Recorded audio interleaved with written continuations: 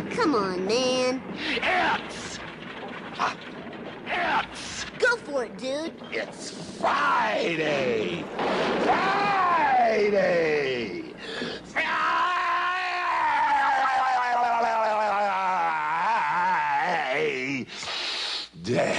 Yeah, we got a lot of stuff to get into. Welcome to SDH AM Freestyle Friday. John here, you there. Let's see. Hour number 2 is today. What hour number 2 traditionally is yesterday, but we were kind of busy. Nino Torres from GOLTV is going to join us coming in fully loaded at 10 o'clock. Niko Moreno is going to join us at 10:30 to look at everything MLS, including the press conference from the Board of Governors meeting yesterday, all the new rule changes, and we'll kind of take a look back at round number 1, especially what's going on in Seattle, early thoughts there, and we'll put a bow on the weekend, get you ready in hour number 2 for watching anything and everything going on. Hour number 1. We got to get into CONCACAF from last night. We go into the World Cup qualifiers. We'll get into all that kind of stuff because it sets up match day last in CONCACAF, and there will be plenty to watch next Tuesday. I'm not kidding.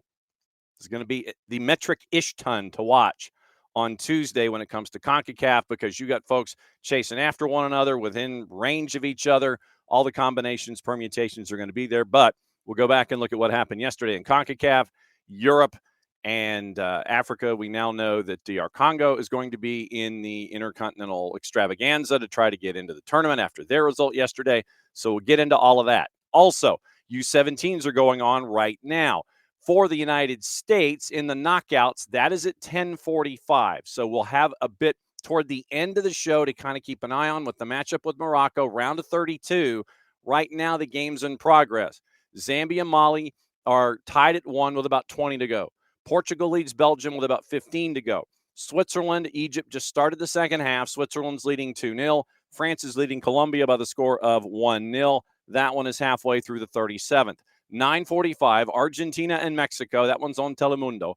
Ireland and Canada, that's at 10:15. U.S. and Morocco's at 10:45. Brazil and Paraguay, 10:45. Half of your round of 32s are today. The other half are tomorrow. So we'll keep an eye on that toward the end of the show when it comes to the U.S., but everything else as we go. Speaking of that, we had a special request this morning, and it gives us a chance to catch up on the men's national team and the November Thanksgiving window, where we might give thanks for yet another roster with imagination. And when this is where we bring in Bart Keeler, who is sporting his WBGV colors on a Friday as he gets ready for college football. Hi, Bart. I need your sound. I need to hear you. Actually, John, I'm giving thanks for a win in the backyard brawl in hoops last night as WVU knocked off Pitt. So that's what I'm giving thanks for. Right. But we do have a lot of U.S. men's national teams, plurals, yes, action coming up this weekend, John, starting, as you mentioned, at 10:45 this morning. Another knockout round match against Morocco for a youth national team. To me, it's kind of like... How does this keep happening? Well, to me, it's kind of like the dudes that sit in the room for the NCAA tournament and they try to figure out basketball and they'll go, well, Indiana and Kentucky in round number 2. You know, it's they'll try. Oh, no, that wasn't planned. We weren't trying anything like that at all. Wink, wink, nudge, nudge. How'd you do? How'd you do? So, yeah, Morocco is lying in wait at 10:45. We'll keep an eye on that and the other U17s. But what is on your mind with the other U's and the other NTs that are going on, sir? Well, John, as you know, Miguel Almiron is going to be playing a soccer game tomorrow night, and that game will be played against the U.S. men's national team. Yes, I have heard of this. I have heard of this Miguel Almiron person. Yes. Don, these are two very interesting friendlies for the U.S. men. I think Paraguay, if you're going to be objective and look at data and stats and rankings, they are a weaker team than the U.S., but they present a big problem in that they love to play defense in a tenacious manner. They're well-balanced, too. I mean, I know their offense doesn't get a whole lot of credit, but 14 goals for 10 against in the qualifying rounds. So that's a pretty balanced team. The U.S. has struggled to break down, I don't want to call them a low block, but, defensively... They're a speed bump teams. Defensively compact teams. Okay. Yeah. teams that have multiple rows of speed bumps, and then they somehow also have the feature where if you drive backwards, the tire pops. So Yeah. they are a tenaciously defending team, and that is going to be a problem for this team, especially when you look at the fact that they are down their most creative player in Christian Pulisic. Maybe Gio Reyna is your most creative player here, but is he going to play? Is the question. And then you're also down Tim Weah, no Alex Dejas, no Jedi Robinson as well, no Tyler Adams, which I think will be a problem as So well what's your because point, if you're Bart? talking about a Paraguay team that loves to, sorry, my point is if It's you've got like a Paraguay all of team these things that you're talking loves. about, I'm going. So it's all of this and this and this. So come on. So what's your point, Bart? You keep. If you're looking at a team in Paraguay that loves to sit and counter, Mhm. you're going to be unable to create a lot going forward, and you're missing your best defensive midfielder. That's Yeah. a problem for the U.S. men in this game against Paraguay. What kind of a lineup would you anticipate if you were trying to think of a starting 11 out of your hat with all of these Yeah. absences and all the folks that are in, including 4 keepers, which adds to the Palace intrigue as well? What kind of a lineup are you anticipating here? Palace intrigue is an interesting way to put that, considering one of our goalkeepers is reportedly maybe training with Crystal Palace. Who knows? I will say, and this will come out on episode 131 when I get it to you this morning. There you go. I'd love to see Serginho Dest on the left in either one of these friendlies, especially, and Pochettino did hint at this in his press conference when he announced the roster last week. We have yet to get his match day one presser, so we'll be waiting for that today. But no Jedi Robinson, and it has become a little bit of a concern for the national team coaching staff. And I think partly that's just being smart. The dude hasn't played a whole lot of soccer at all since his surgery to clean up an injury that he dealt with all last year. I think the solution is you put Serginho Dest on the left side. It gives you that creative attack going forward on the left. I don't love Dest and Pulisic on the same side because they like to do a lot of the same things, but I would like to see it. Let's just put it that way. Okay. You also now have coming back into camp Joe Scally, who is a very reliable defensively right back, who also can play as a right center backish player. And we know that Pochettino has experimented with that 3-back. Now, I don't know, John, that's to talk about lineup. I don't know if we'll see a 3 center back system against Paraguay. They do play with a little bit more of a traditional 4-back line. And Pochettino has tried to mirror teams who play a 3-back with his 3-back. So I don't know if we'll see that tomorrow because Paraguay doesn't really play that way.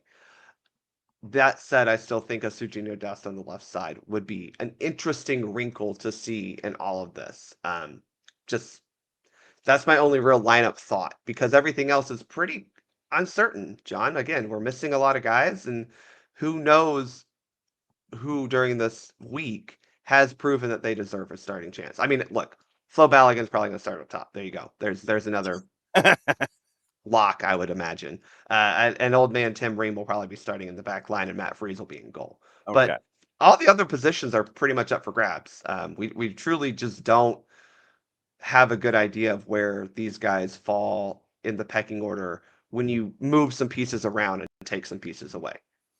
So then let me ask it this way. Whom in this group are you the most intrigued by their A selection and B possibility of playing time in these 2 matches?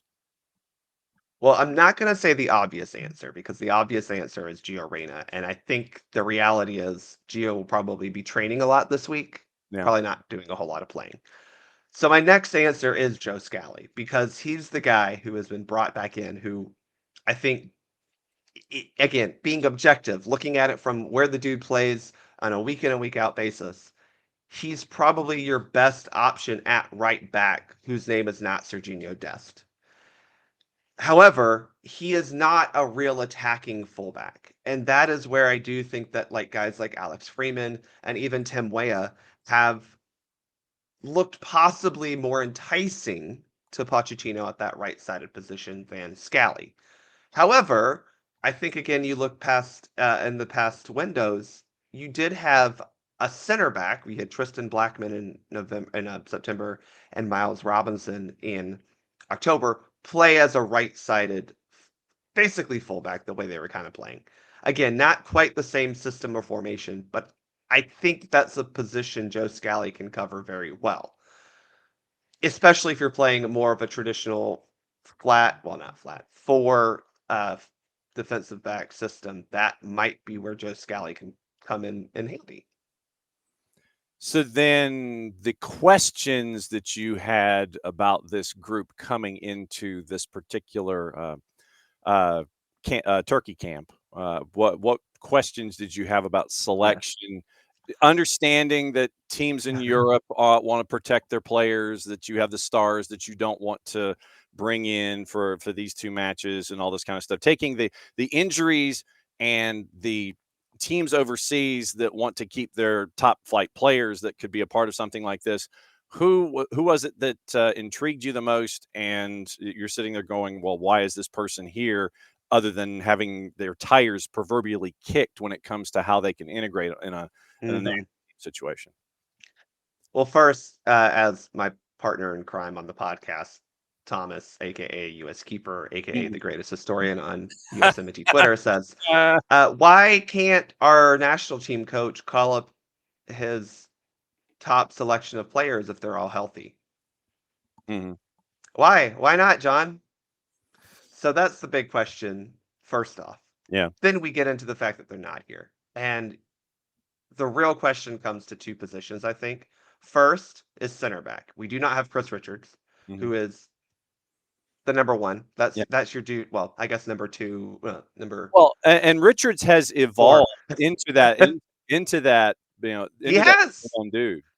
He's a guy that a lot of fans want to see as the captain. He truly is, and I think he's become a leader on this team on the field and off. I do again think Tim Ream will be starting because he has started a lot next to Richards and seems to be the second choice center back.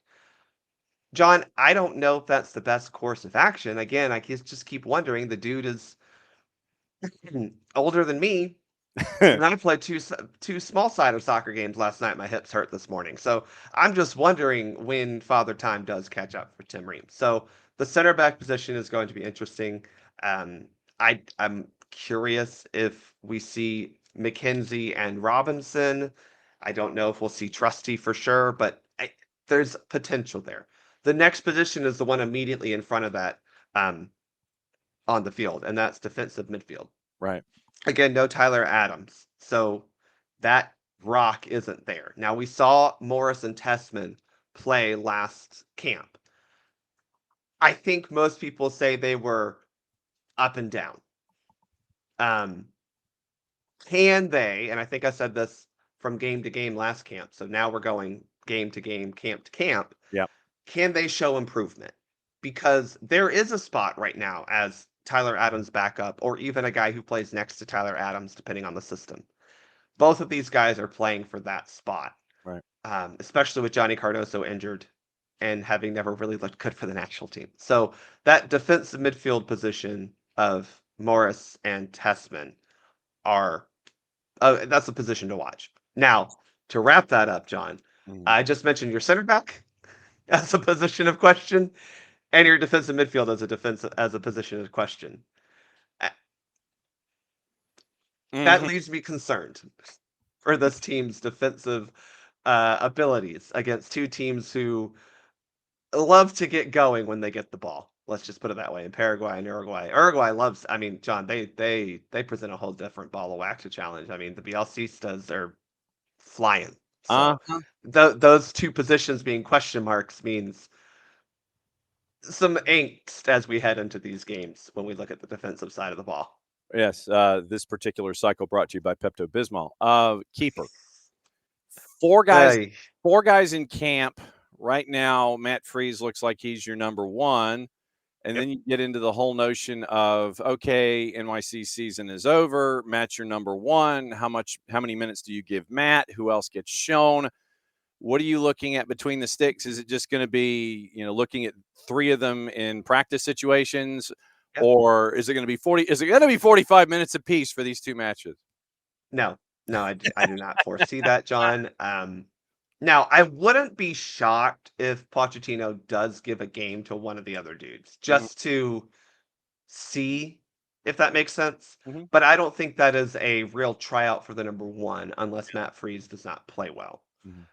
I think right now the number 1 jersey is Matt Freese, and that is another concerning feature. As again, my partner Thomas loves to point out, he has never played a World Cup qualifier, which is the first time that a U.S. goalkeeper will have been able to really say that at a World Cup. Now, does that mean anything? Maybe not. But I think the lack of actual competitive games is concerning. He did get the Gold Cup, which is nice, but it's different, man. Playing Yeah. Haiti is different than playing Paraguay, is different than playing Uruguay. He's grown a lot, and I think he has earned the number 1 spot. That doesn't mean I'm not still concerned, but I don't think any of the other guys are really challenging him right now. That said, we could see one of them get a game. Again, it could just be to see, well, who can I rely on, or can I rely on you if I have to? Yeah. Who can benefit the most in this camp that might not have been on a radar coming into this camp?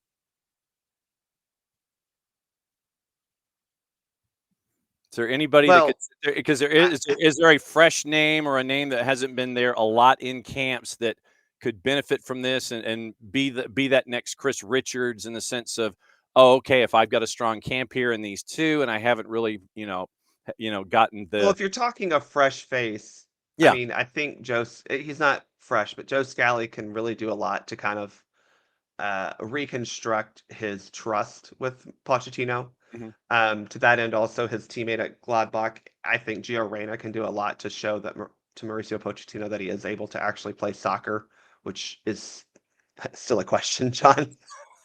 Wow. Look, I mean, if you want a guy who's played less soccer than Stian Gregerson, look no further than Gio Reyna. And Yeah, so, well, but it's almost 2 separate reasons too. One is when you're playing and it's cause and effect, and uh, the other's between the ears. So, I mean, well, I think it's also a little bit between the knee and the hip bone as well, because his hamstrings seem to not be able to work all that well anymore. true. So I think it's easy to say those 2 guys, but the reality is everyone else has been here before, kinda. Yeah. There's not a whole lot of new. Um, I don't think Tim Tillman is really a factor. I think he was. Now, I think it's curious that he was called in, but I think he was called in because he's here in the States and was able to get on a flight or drive. I don't know what his air traffic controller situation was out in LA, Sure. but I think that is more because he just happens to be a domestic player who was available and answered the phone call. I don't think that is anything truly revolutionary. Yeah. So I am just going to say the easy answer of Gio and Joe, but mainly because they've had relationships that they've kind of, especially with Joe Scally, apparently has kind of hurt a relationship with Mauricio Pochettino. And this is a camp to get that trust back and show the coaching staff Mhm. that he can do what's asked of them and I guess act appropriately in camp if you believe any of the rumors that have been flying around about golf carts or not. Yeah. Sometimes it's not about the X's and O's; it's about the Geos and Joes, I guess. All right. So what's up with episode 131? See, I got you, didn't I? Oh, John. And You will receive this episode soon because I was editing it this morning. there you go. And it should hopefully then post whenever you feel the need to post it today. It'll be about noon. Yeah. You're gonna get a new 3D coming out. Drew Dickinson finally has his computer repaired, and so you get a new 3D. You get a new US for Soccer We love POD. it. 131. You'll get our stuff chopped up as well, and we'll get you ready for the weekend. Bart, go ahead and cut the promo where folks can watch, listen, and be a part of the Soccer for USPOD experience, if you would, sir. Well, I'll break a little bit of news. It's not that news, but Cooper Sanchez will start in today's game against Morocco. So There you go. Cooper Sanchez, the Atlanta United product, Right on. starting in the knockout round game for the U.S. men's U17s. Dig it. So 131 will come out today, John. We're talking about these 2 friendlies and the squad selection. So give that a listen when it posts later today. What he said. Bart Keeler, Soccer for US POD. Great to catch up with you on a bunch of different things because it is all kinds of red, white, and blue chaos right now with like multiple tournaments going on, multiple things. And like another one coming up really soon, and then Yes. And you've got the Deaf Olympics going on with the extendeds over in Japan to add to all of that. Curling national team trials as well. I've been everywhere, John. It's all over the place. Yes, absolutely true. Be safe, my friend. We'll catch up with you soon. Bye, y'all. There goes Bart on a Friday, and Bart breaking down everything that's going on. Bart mentioned the starting 11 for the U.S. and the U17s. Let's go over the rest of it. Aiden Stokes, Gio Villa, Pedro Guimaraes, Christopher Cups is going to wear the captain's armband. Kevin Sullivan, Nemfasha Berkimas, Jude Terry, Matisse Albert, Cooper Sanchez, Julian Hall, and Enrique Martinez, which means to me I need to find out what happened with the red card in. So did they even address it? The red card in the last match for Sekiris does not appear to have been addressed, or at least not publicly anyway. So that's what you got going up against Morocco right now, coming up in a bit. So the U17 roster. So I'm going back in the timeline and I'm trying to see if, well, hang on. Let me see if USYNT Sekiris red card. Let me see if it was even looked at. Mateo Sekiris. Okay, it'd be good if I could spell Sekiris. Okay, red card issued. Matisse Albert goal. Does not appear that the Mateo Sekiris red was we don't know if it was reviewed. We just know that there was no flip of a decision when it comes to the Mateo Sekiris red. So it looks like Mateo Sekiris will not be available today in the matchup against Morocco. And that red was nuts. Yeah. And so let me, so David, to your point, let me text Bart real quick just to get his thoughts on Twitter. People are asking about thoughts on the Sekiris. If I could spell Sekiris, fat fingers. Sekiris red at U17. So hang on. Since we're kind of in the middle of stuff here, let's see. All right, so I have the question posed to Bart about the Sekiris red, which was ridiculous. So we'll see what Bart has to say about the Sekiris red. Doesn't look like it was appealed, or if it was, we weren't told about it. And also, obviously, apparent. I mean, like I said, I'm looking at that roster. I'm looking at least the starting 11 today. So the USYNT starting 11 does not include Niko Sekiris. And we see if we can find the roster for today. Do we have the starting, or do we have the lineups? Overview, related matches, submit prediction. See, this is the one thing that you're trying to sit there and fish for information, and sometimes it's not available for you. So USYNT 18 versus Morocco. If I could spell Morocco. So we've gone down this particular. That's U18. So U18. All right. So let's see if Flash Score has the actual rosters. No, they don't, because that's an old score. And so it's the U17s anyway. So, all right. So US preview, all or nothing, group standings, cup roster, first meeting at the U17 World Cup. Atlas Lions become familiar with them. Atlas Lions 4-0 in the quarters last month, 3-1 win against U.S. in the quarters in the U20s in Chile. Those meetings still fresh. Friday's the two sides will meet in the U17 World Cup. Record-breaking performance, 24 years in the making. Kevin Sullivan, Berkimas, Morocco, third overall, looking at the notes. And there is about all of the notes, but there's nothing about the Sekiris red. Okay, so there's nothing on the Sekiris red in the game notes leading into this. It is going to be on Universo and Peacock, by the way. So it's Universo and Peacock, not FS2. So it's going to be Universo and Peacock, but I have yet to see anything involving the Securus red. Bart says, I guess they thought the follow-through was higher than the ankle, but I'm a bit surprised that it was elevated from a yellow to a red, considering he did win the ball cleanly at the start of the tackle. So that's Bart's notes on the Securus red. I'm still trying to find, might help if I, so U17. So, yeah, and if you go back and you watch the match in and of itself, even the play-by-play guy was shocked that it was to the level that it was, that it was pulled back and that it was given as a red card. That was shocking to even the play-by-play guy at the time. The referee today is Roberto Perez Gutierrez, and he averages a little over 4 yellows a match, and he does give reds. He's given up 0.38 red cards per match as well. Check this out. All right. We get to talk playoffs. We get to talk playoffs with people.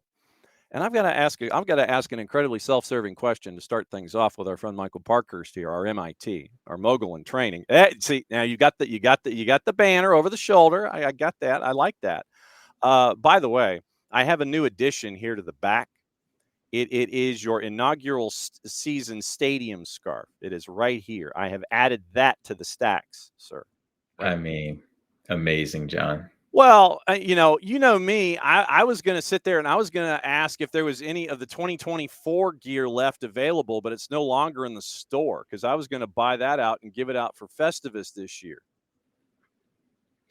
You know what? Next time I'm up there, I'll try and find out. Yeah, see if they're like in any boxes in the back buried someplace because any chance I have to rep our MIT, I'm going to do it. And well, and I also, by the way, picked up the one of the T-shirts as well, just to add. And I know that the boss is going to wear that long before I will. I have a chance to wear it anyway. But yeah, naturally, we added the 2025 inaugural stadium season scarf over here to add to what's going on.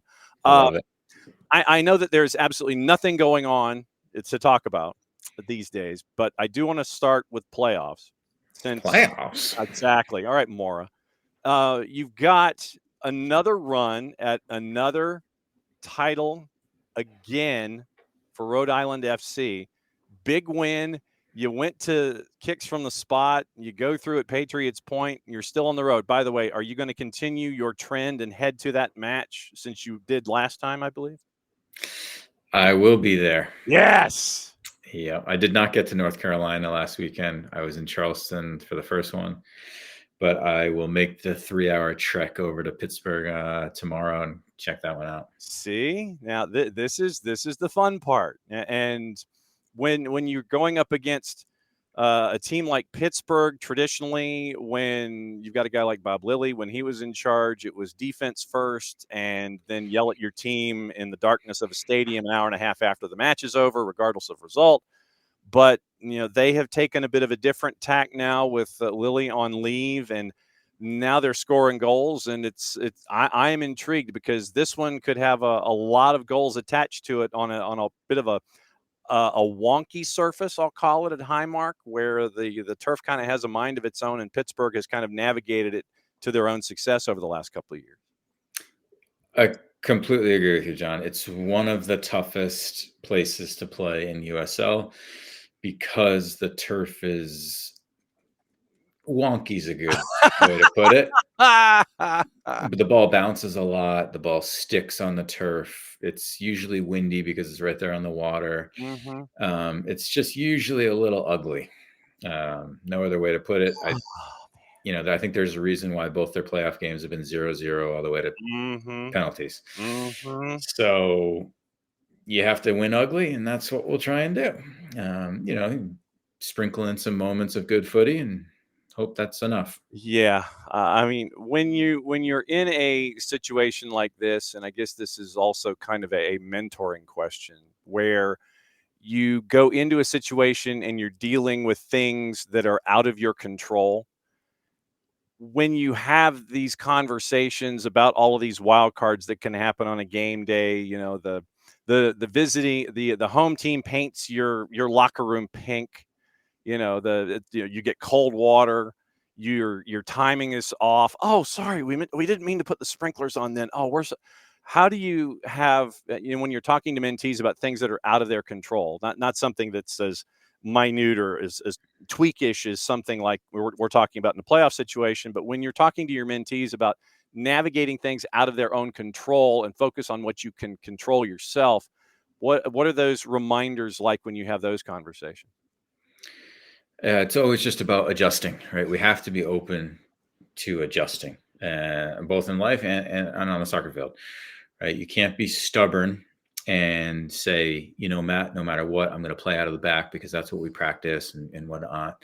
Because if there's 2 inches of snow, or if there's puddles all over the field, if the wind is crazy, sometimes the game just dictates what you need to do, and you need to adapt to it if you want to have success. And usually the teams and the players that adapt quickest are the ones that have success on the day.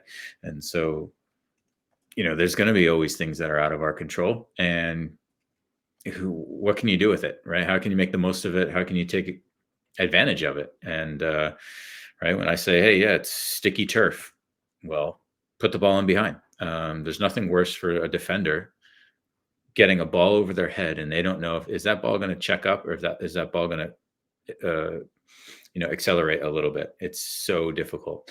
So put the ball in behind and make it difficult for the defenders. There's just always little things that you can do that depending on what's going on the field or the conditions or whatever, and you just take advantage of those things. No matter what you originally thought you were going to play, the team was going to play, how you trained, right? You just adapt.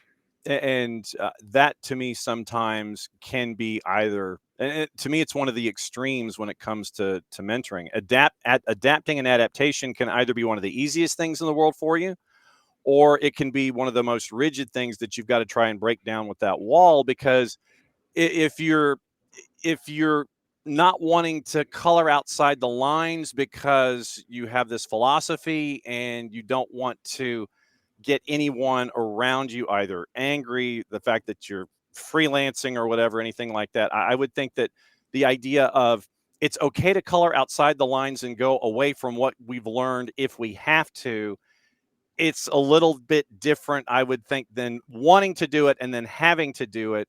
That idea of trying to do something like that, I think that's a delicate balance in trying to do it, knowing you've got to do it, instead of doing it because you want to do it. Does that make sense?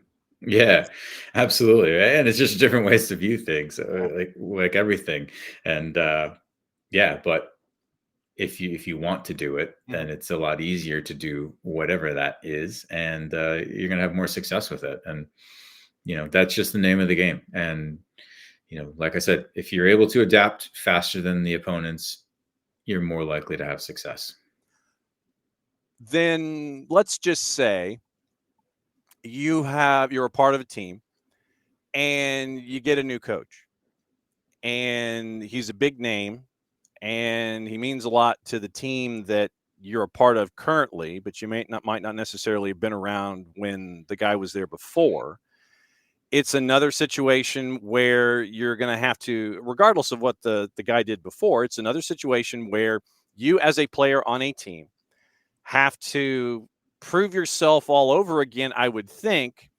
Not to 100% proving yourself, because obviously your book is out there and the coach and the staff kind of know where you're coming from, but you've got to prove yourself all over again in the situation. What is that like for a professional athlete? And then what is that like for your mentees when they go up an age group and the coach changes, when they go and they change geography and a coach changes? What's that like, having to navigate proving yourself all over again? And what do you tell your mentees in these situations?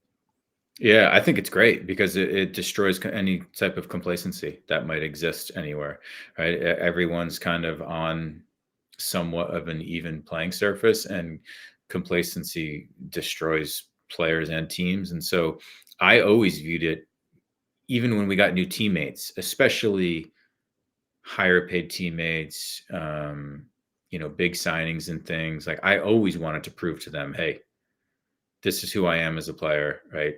You can trust me. Here's what I can do on the ball, right? That's was always a goal of mine. So same thing with a coach, and you have to play to who you are and how do your strengths fit into what they're trying to do. And that's what I had to do with Tata, because I was way more exposed than I ever had been as a center back playing in Tata's system. And so how do I use my strengths, and how do I keep Jeff a little bit closer, and do little things where we're still going to play the way Tata wants to, but how am I going to have success, and how am I going to show well in this system? When you have those conversations either with Big Red or with Tata in a situation like that, I mean, how much of give and take is there? Is it my way or the highway? Is it the coach, whomever it is, understanding, hey, I know you want me to do this, but I can also do this, and I'm going to need a little bit of a give and take here as well. I know I can do this to help you out. I understand what you're trying to get me to do, but at the same time, I think that there are other ways that I can help out still working within the framework. Are those give and take conversations ever had? For sure. And I think that they're more had with senior players and maybe players that have been on the team, but even at the youth level, I think that there's the opportunity for players to have a little bit of a say of, you're out there on the field, you're seeing what is going on. Yes, the coaches have a feel on the sideline, but you're the one that's dealing with it. And, for me, when I was at Atlanta, we were, in the preseason and doing those things, I'm sitting here thinking like, geez, we're going to get crushed on counterattacks here. We have to be more careful. And, how can we find this balance? And some of it is me adapting, no doubt, and just doing it and dealing with it. There's no doubt about that's part of it. But I also think there's little things where it's like, okay, hey, we can't have both outside center backs going at the same time. Or, hey, if you're going to back forward, left back, chill out just a little bit, or tuck inside if you're going to go up and don't stay wide. Like, D mid, can you be a little bit more safe? Little things where it made me a little bit more comfortable and having those conversations with Tata and the group, or it's possible, but also I'm just doing it. And he's probably seeing some of that. And if it's helping the team have success, you're not going to get too much pushback. Yeah, but I mean, I would also imagine that first time that you do it, there's got to be the first time that you and the guys out there on the pitch do it. I'm sure that was there that moment of like, hey, what the blank are you doing? Or does he let it happen organically and then learn from the lesson and come together and sit there and go, okay, I saw what you did. So what if we did this, this, and this? What's that give and take like when it's done for the first time? Yeah, I think it's just more, trying to see, hey, am I crazy? Was this the right call? Right? Is he crazy? Right? And just seeing, okay, where's he coming from? What is he trying to get out of this? What am I seeing? What am I trying to get out of it? But also guys on the field, right? Like, okay, Leandro is going to disappear and go in the box and try and score on a cross from our right back. Yes. Okay, that's fine. How do you adjust, right? Instead of telling him not to, how do you adjust, right? How do you cover for him and figure it out? And, if the coaches are okay with him doing it, then okay, he's going to do it. And then the conversation is like, hey, other guys, when you see this occur, this is what needs to happen, right? How do we balance each other out a little bit? And, it's a give and take. Is it difficult for a player or an athlete that is the age of your mentee to take those steps and do that kind of stuff these days, because you don't want to rock the boat? I mean, we don't want to really rock them when we're placed in a situation where, yeah, this is a really cool opportunity for me. You don't want to rock the boat, but at the same time, you want to prove who you are. I mean, are you seeing mentees that you may not necessarily be having conversations with them, but are you seeing mentees that are taking those steps of being aggressive in these new locales or with these new coaches, or are they still in that I don't want to rock the boat mentality and I'm going to let things marinate for a little bit? How many of them dive in and how many of them let it roll for a sec? Yeah, it's very challenging. Shoot, I played with a lot of pros who had a tough time talking to the coach and telling them things and suggesting things, or or whatnot, right? Even with Berhalter, where it was like, hey, play out of the back, play out of the back, play out of the back. And, I'm out there on the field and thinking, hey, we just played out of the back for 3 straight goal kicks, and all 3 of them just resulted in 3 extra goal kicks because they got opportunities on goal. Can we just kick the freaking ball up to midfield? But as I'm calling that, I can see hesitation from other guys thinking like, oh, this is not what coach wants. And so it's tough. And so, yeah, for younger players, of course, but I think if it comes from a place of curiosity and conversation rather than, on the field screaming type stuff, then it's usually more well received, right? Of, hey, when this happens, coach, what do you think if I can do this, or I could do that, or the team does this? And, that's part of leadership, and that's a big part of leadership. And that's very huge for a younger player to be having those types of conversations with coaches. So usually I think they're well received. When you were coming up in the sport, how many of those curious and conversational types did you come across, or was it more you in those opportunities that was the more curious and the more conversational? Yeah, I had a hard, tough coach in high school down at IMG. He was very demanding and very difficult. So a lot of players were scared of him. And but I had a good relationship with him, and I think that again, it's kind of more of I had the ability to do things on the field how I see it because of who I am as a person and the trust that they have in me, and I've proven myself and that type of thing.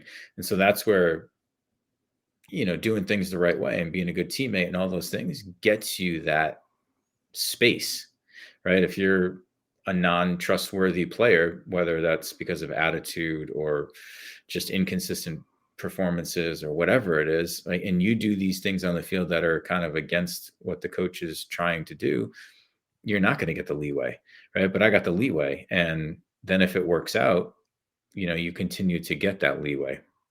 I mean, that's for a coach to have a lot of trust in a younger player.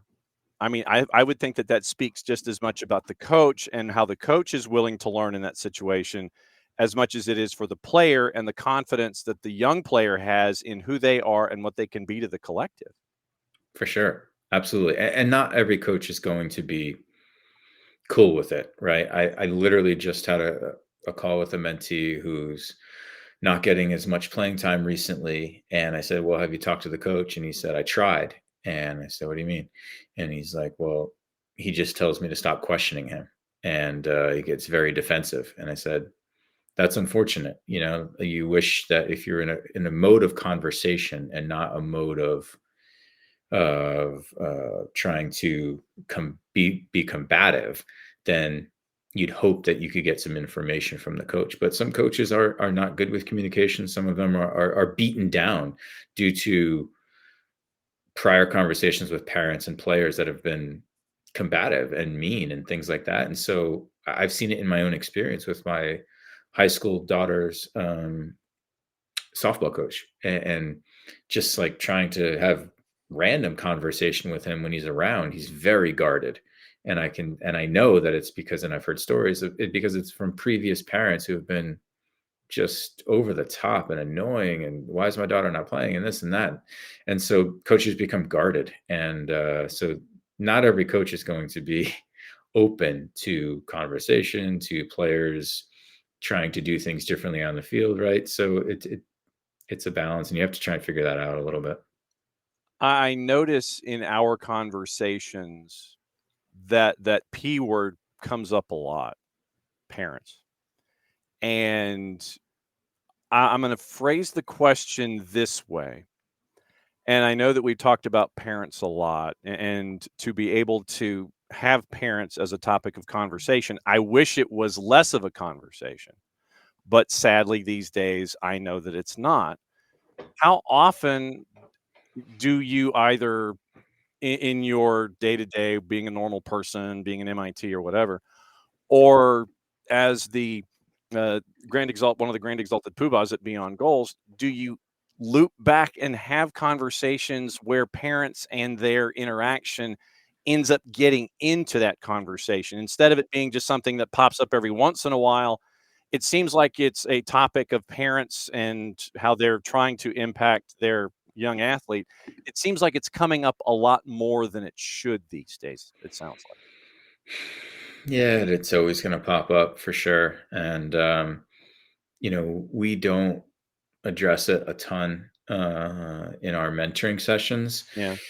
with athletes, unless it becomes a real problem, or the athlete themselves is dealing with a lot from parents, and then maybe. But we talk about it every now and then. Like, I made a social media post the other day, like telling parents to, there's some showcases and big tournaments coming up here soon. So, take a look in the mirror and realize, are you helping? Are you hurting?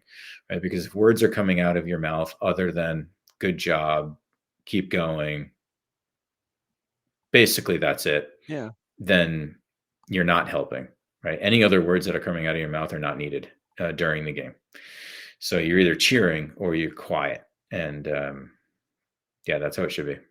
That's how it should be. I mean, unfortunately, it's not. And look, and I'll give you my example. And this is going back into the days of black and white television and movable type and horse-drawn carriages. I played Little League Baseball, and this could also be a generational thing too. I played Little League Baseball, and it was something that my grandfather would take me to. He'd take me to every practice, and he'd be there, and he'd be that guy that was always there.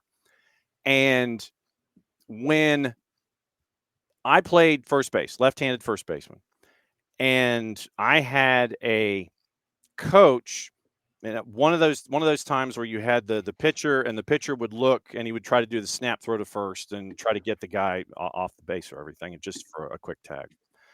And that one time that I was looking down at the dirt, trying to, fix what was going on around first base so the umpire could actually see that I would, got there before the tag. Pitcher throws it over, and it goes right past me, goes into the dugout, or goes up the right field foul line. After that play is over, guy advances to second. The coach literally comes out on the field to me, and he says, "It'll be a cold day in hell before you play first base ever again." I mean, literally, that is what he said.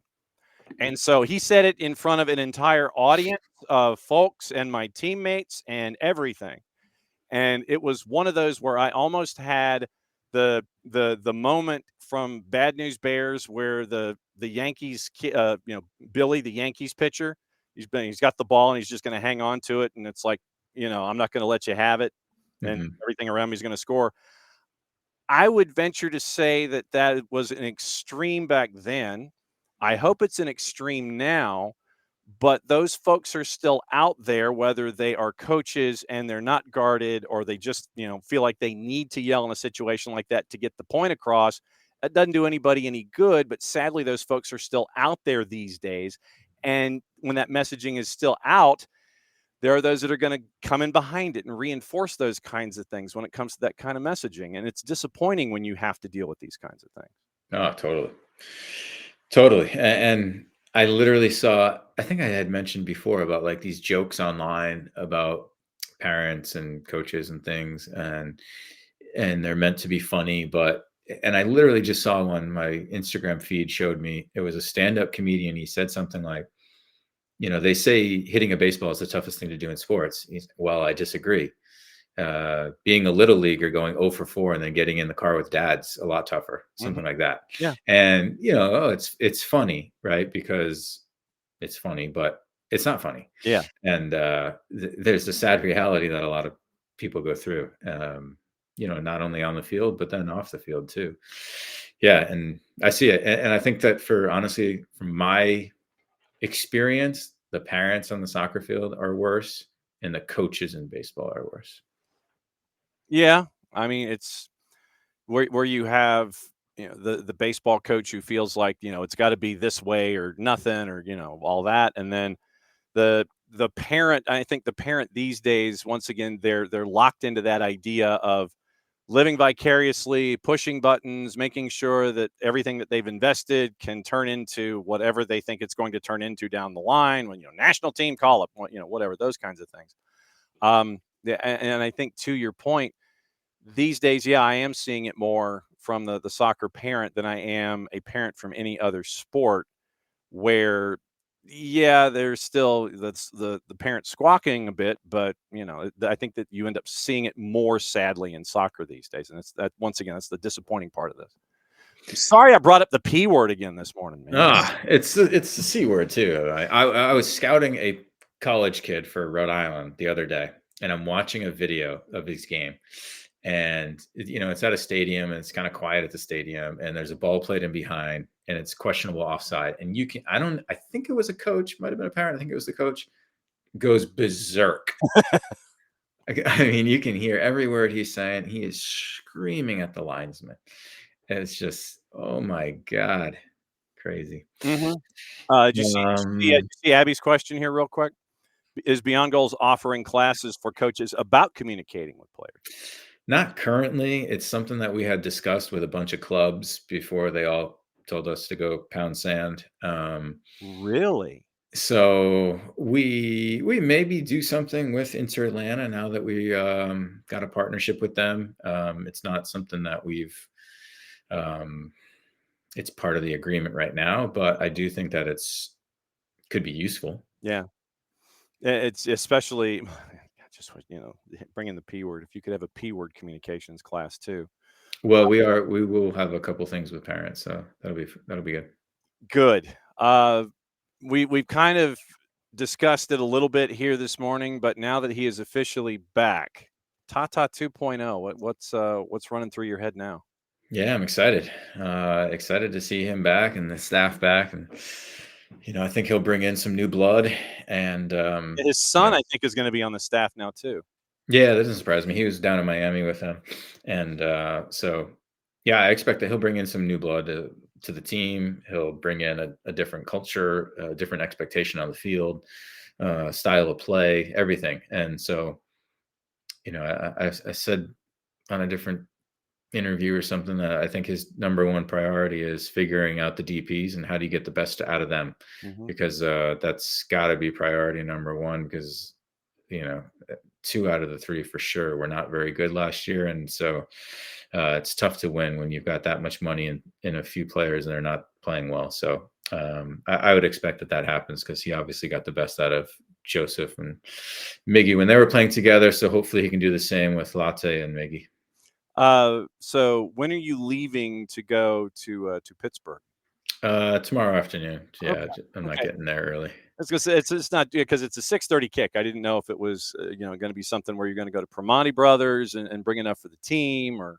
Yeah, it's actually a busy weekend in Pittsburgh because College Game Day is there tomorrow. Yeah, Pitt versus Notre Dame, and then Pittsburgh's got an NFL game on Sunday. So hotels were actually pretty crazy and expensive and full. You have to stay out in State College or something, man. I think there were some people staying out by the airport. So, wow.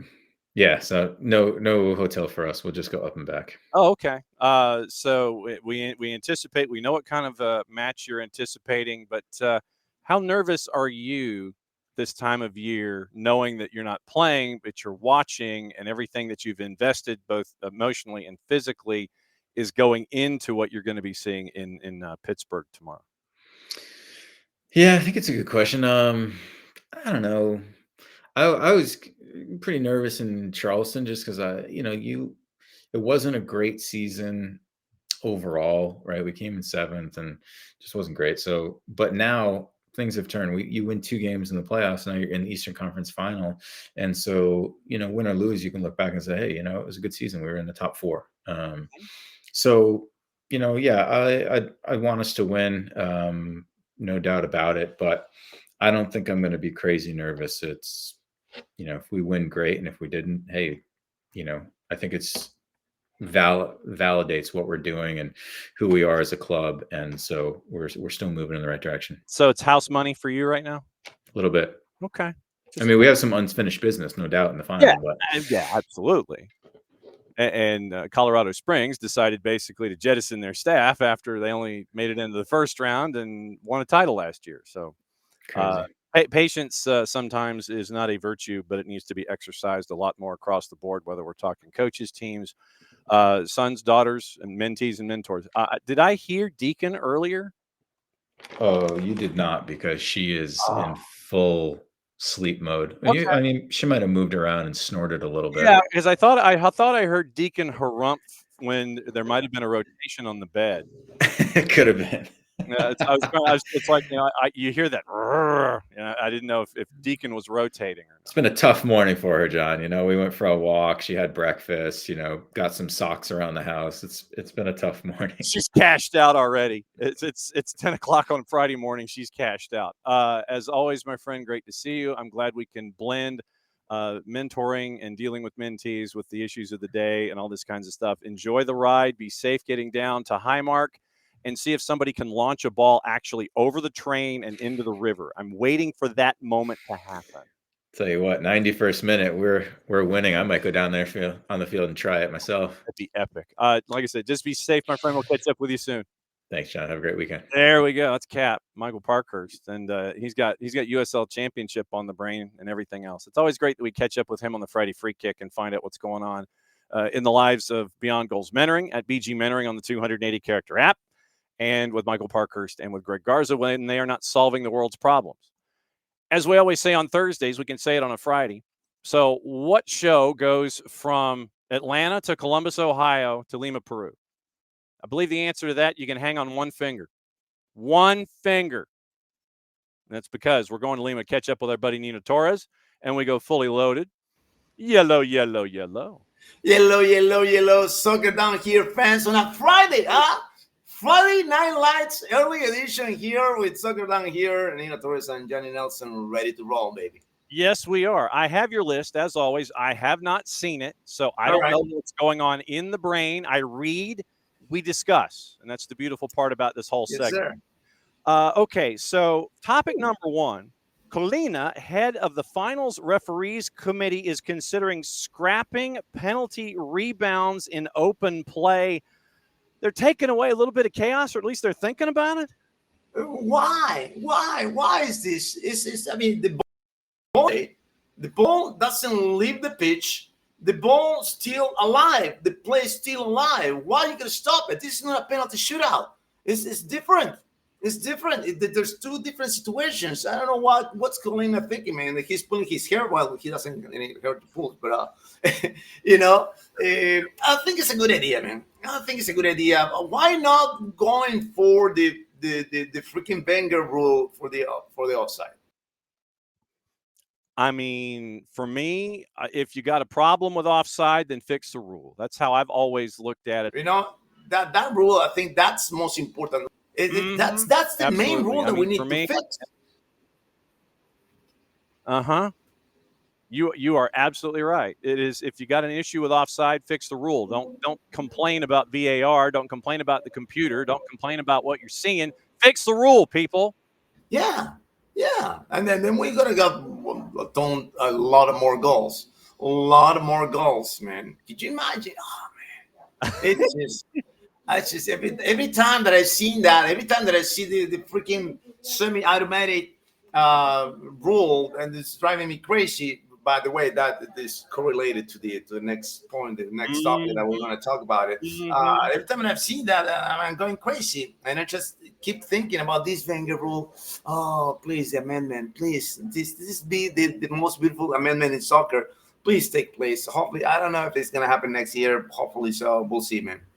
Yep. So that leads us into topic number 2. Confirmed, he writes.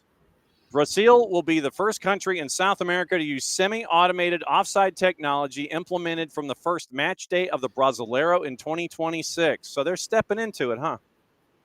Yes, sir. And then there's one reason, right? They got the money. They got the money. They got all the money in the world, brother. When you put in $2 billion into the tournament, man. The problem here is that they're gonna be the only ones in South America, and that they can do it. I don't see Argentina doing it. I don't see. Forget about Peru, man.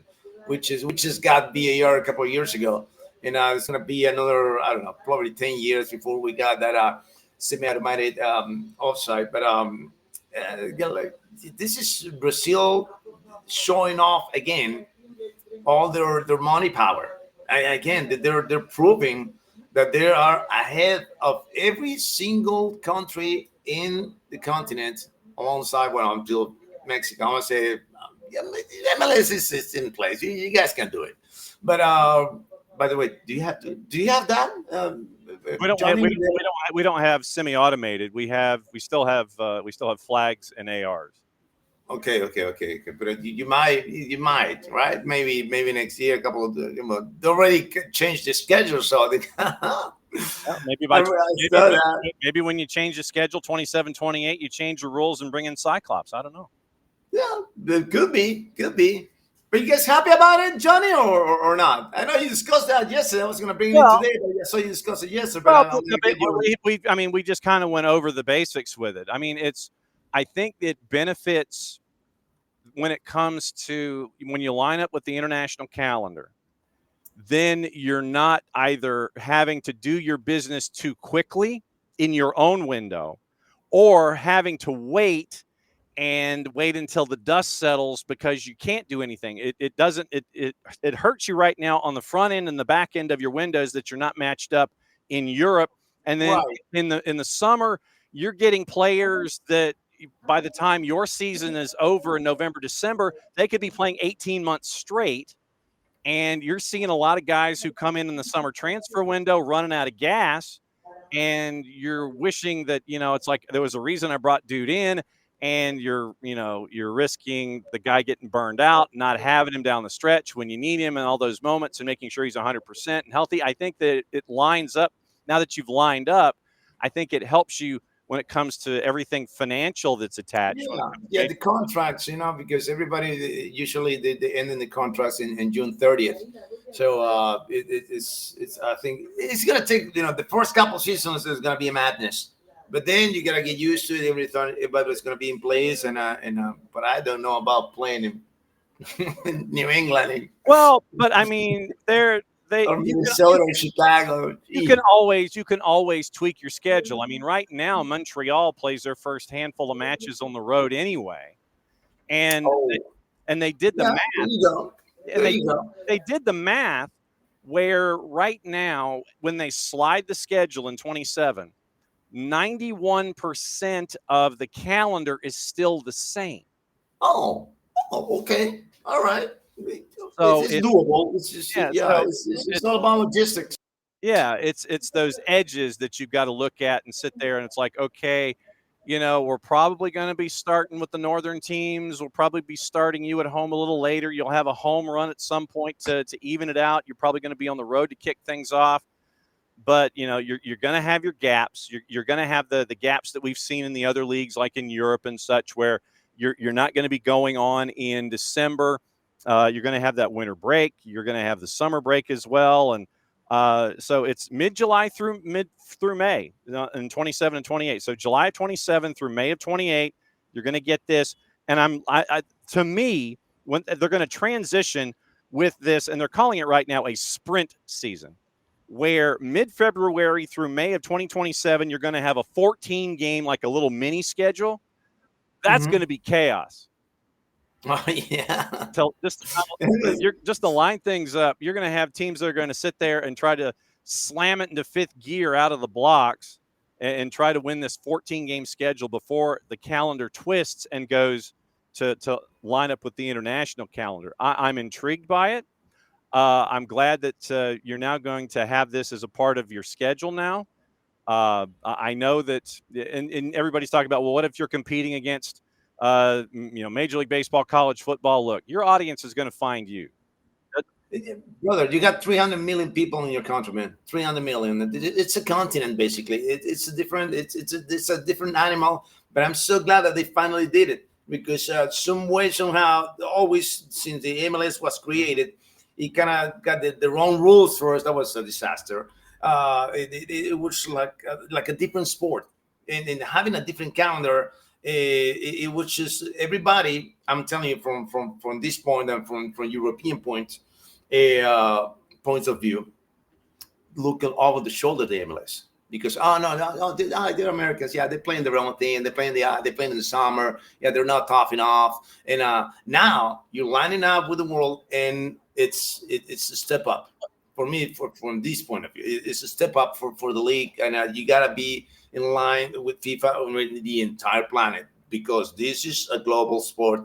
This is not one of the 4 major sports in America. Well, and for those that may not know your background, when were you in Columbus with the crew? Scoring the crew since 2010 to 2016. Okay, so you knew early on when Major League Soccer was 15 years old, basically, that it was about venues and availability most of the time. It wasn't where you had all of these franchises today. It's not like it is with you back home, where you've had your stadium, you've had it forever. You know you can go there. You know you're in control of all the revenue. You can control all the dates. I mean, what? Crew played at the Horseshoe at points. They played before it was Jesse Owens. Yeah, so you're playing there, and before you could create historic Crew, you're playing in Columbus on Ohio State University's pitch. That's not a venue you control. You're basically paying Ohio State University. Until you built your own barn, you're at the mercy of everybody else. And now that you have all of the teams in Major League Soccer, I think for the most part, they're in charge of their own barns.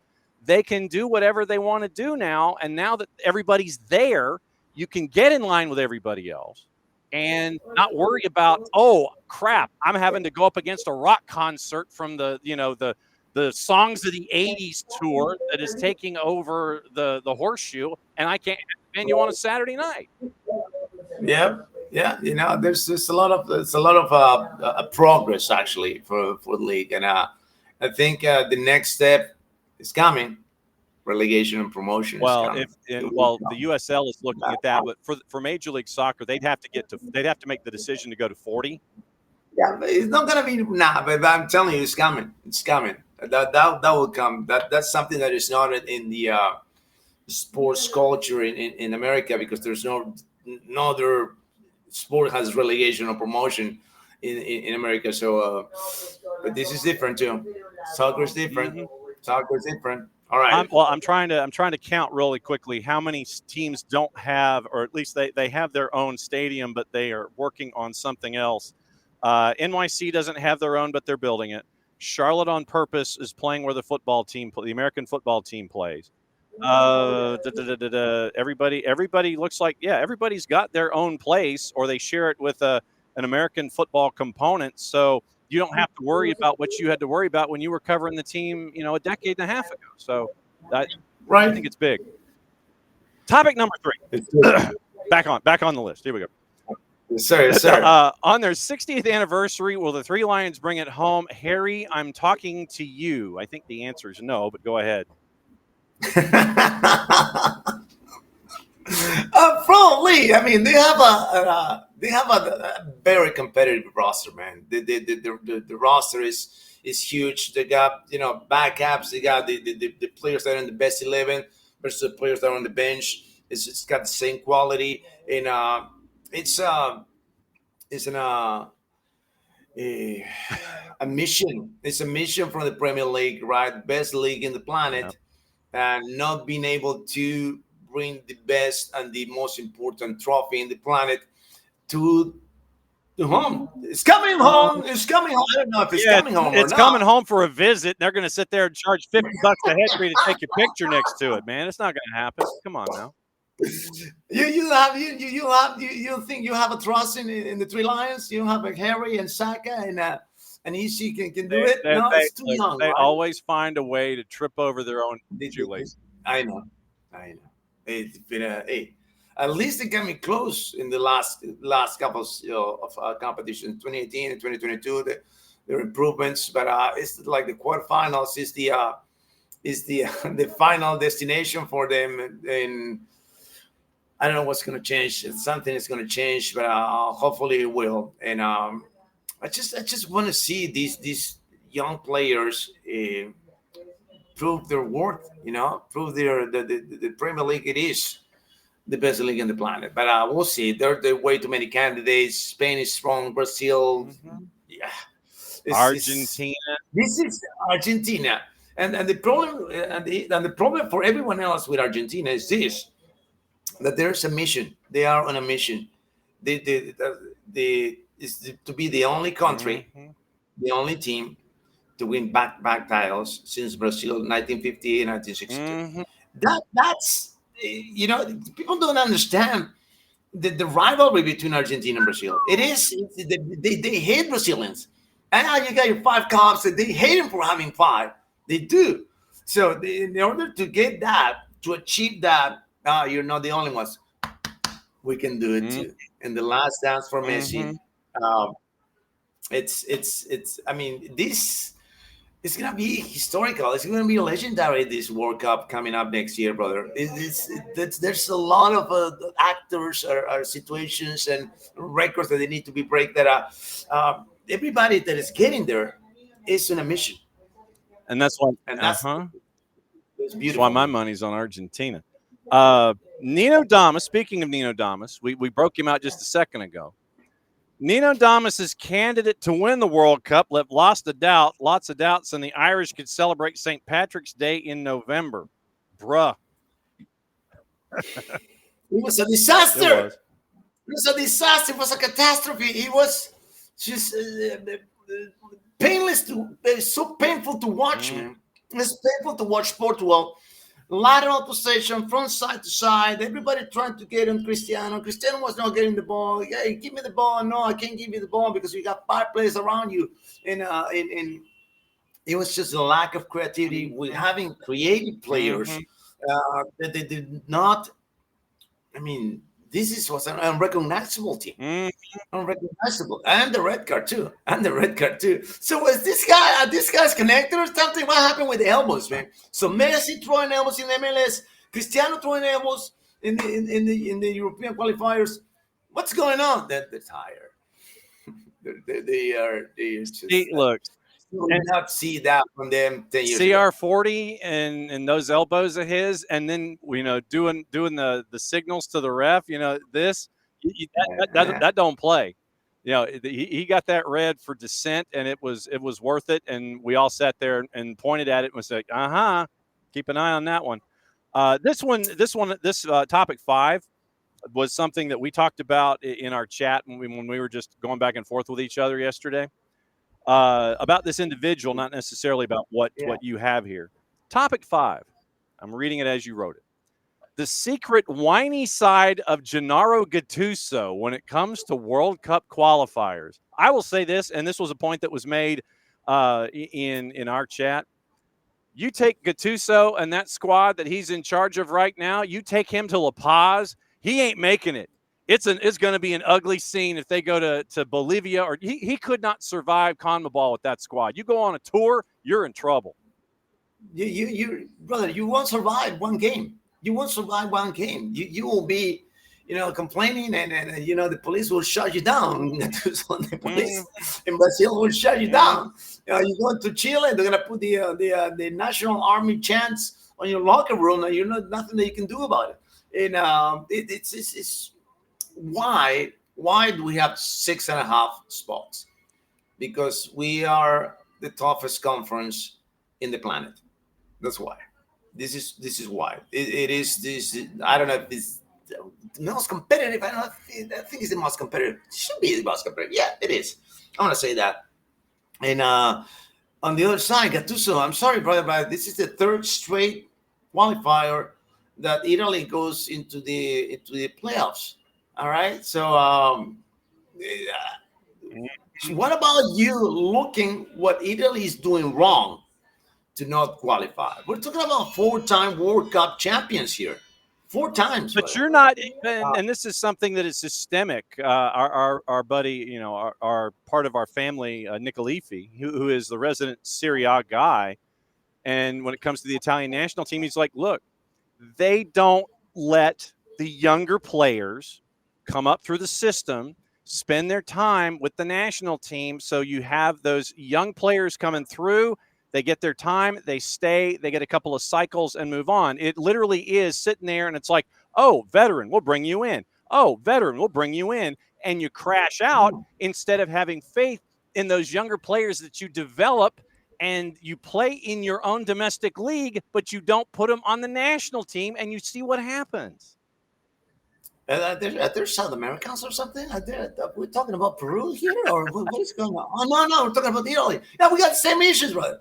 Same issues here in South America. We're doing the why? I thought that was just like a problem that we have only here, but apparently Italy has the same problem. So as long as you keep doing that, you're not gonna get anything done. You're not gonna achieve anything, and you're gonna keep Italy. You know, Italy is a superpower, man. It's one of the elite teams in the history of the game, and they're falling behind. They're falling behind, and then they're not doing anything about it. They're not doing anything about it. That's the biggest problem, you know, because Germany. I don't know about Germany now. They just got predictions that they're not gonna pass from the group stage. They're gonna stay in the group stage again. I mean, and I don't know who you're going to let be in net when Manuel Neuer decides he's going to hang it up, and it's going to be one of those crash decisions. It's like, who are we going to put in there now? Instead of developing someone to be ready when Neuer retires from international play. It literally is like, we're going to max out all of our guys, and then we'll figure it out, because they don't want the development stage of it all. It's like, we'll do great, and then we'll crash, and then we'll be like, well, what happened? You know, that's the way. I mean, we saw it with the women's national team here in the United States. I think you waited too long for the U.S. women's national team before you started integrating the younger players, because the world caught up with you in women's soccer. Oh, big time. It was because you didn't let things develop, so you'd have that easy transition. It's not happening in Italy. It's not happening in Peru. And so, Gattuso, this is what you got into, my friend. And so that is not anything new out of Italy. It's just now that Gattuso is in front of it.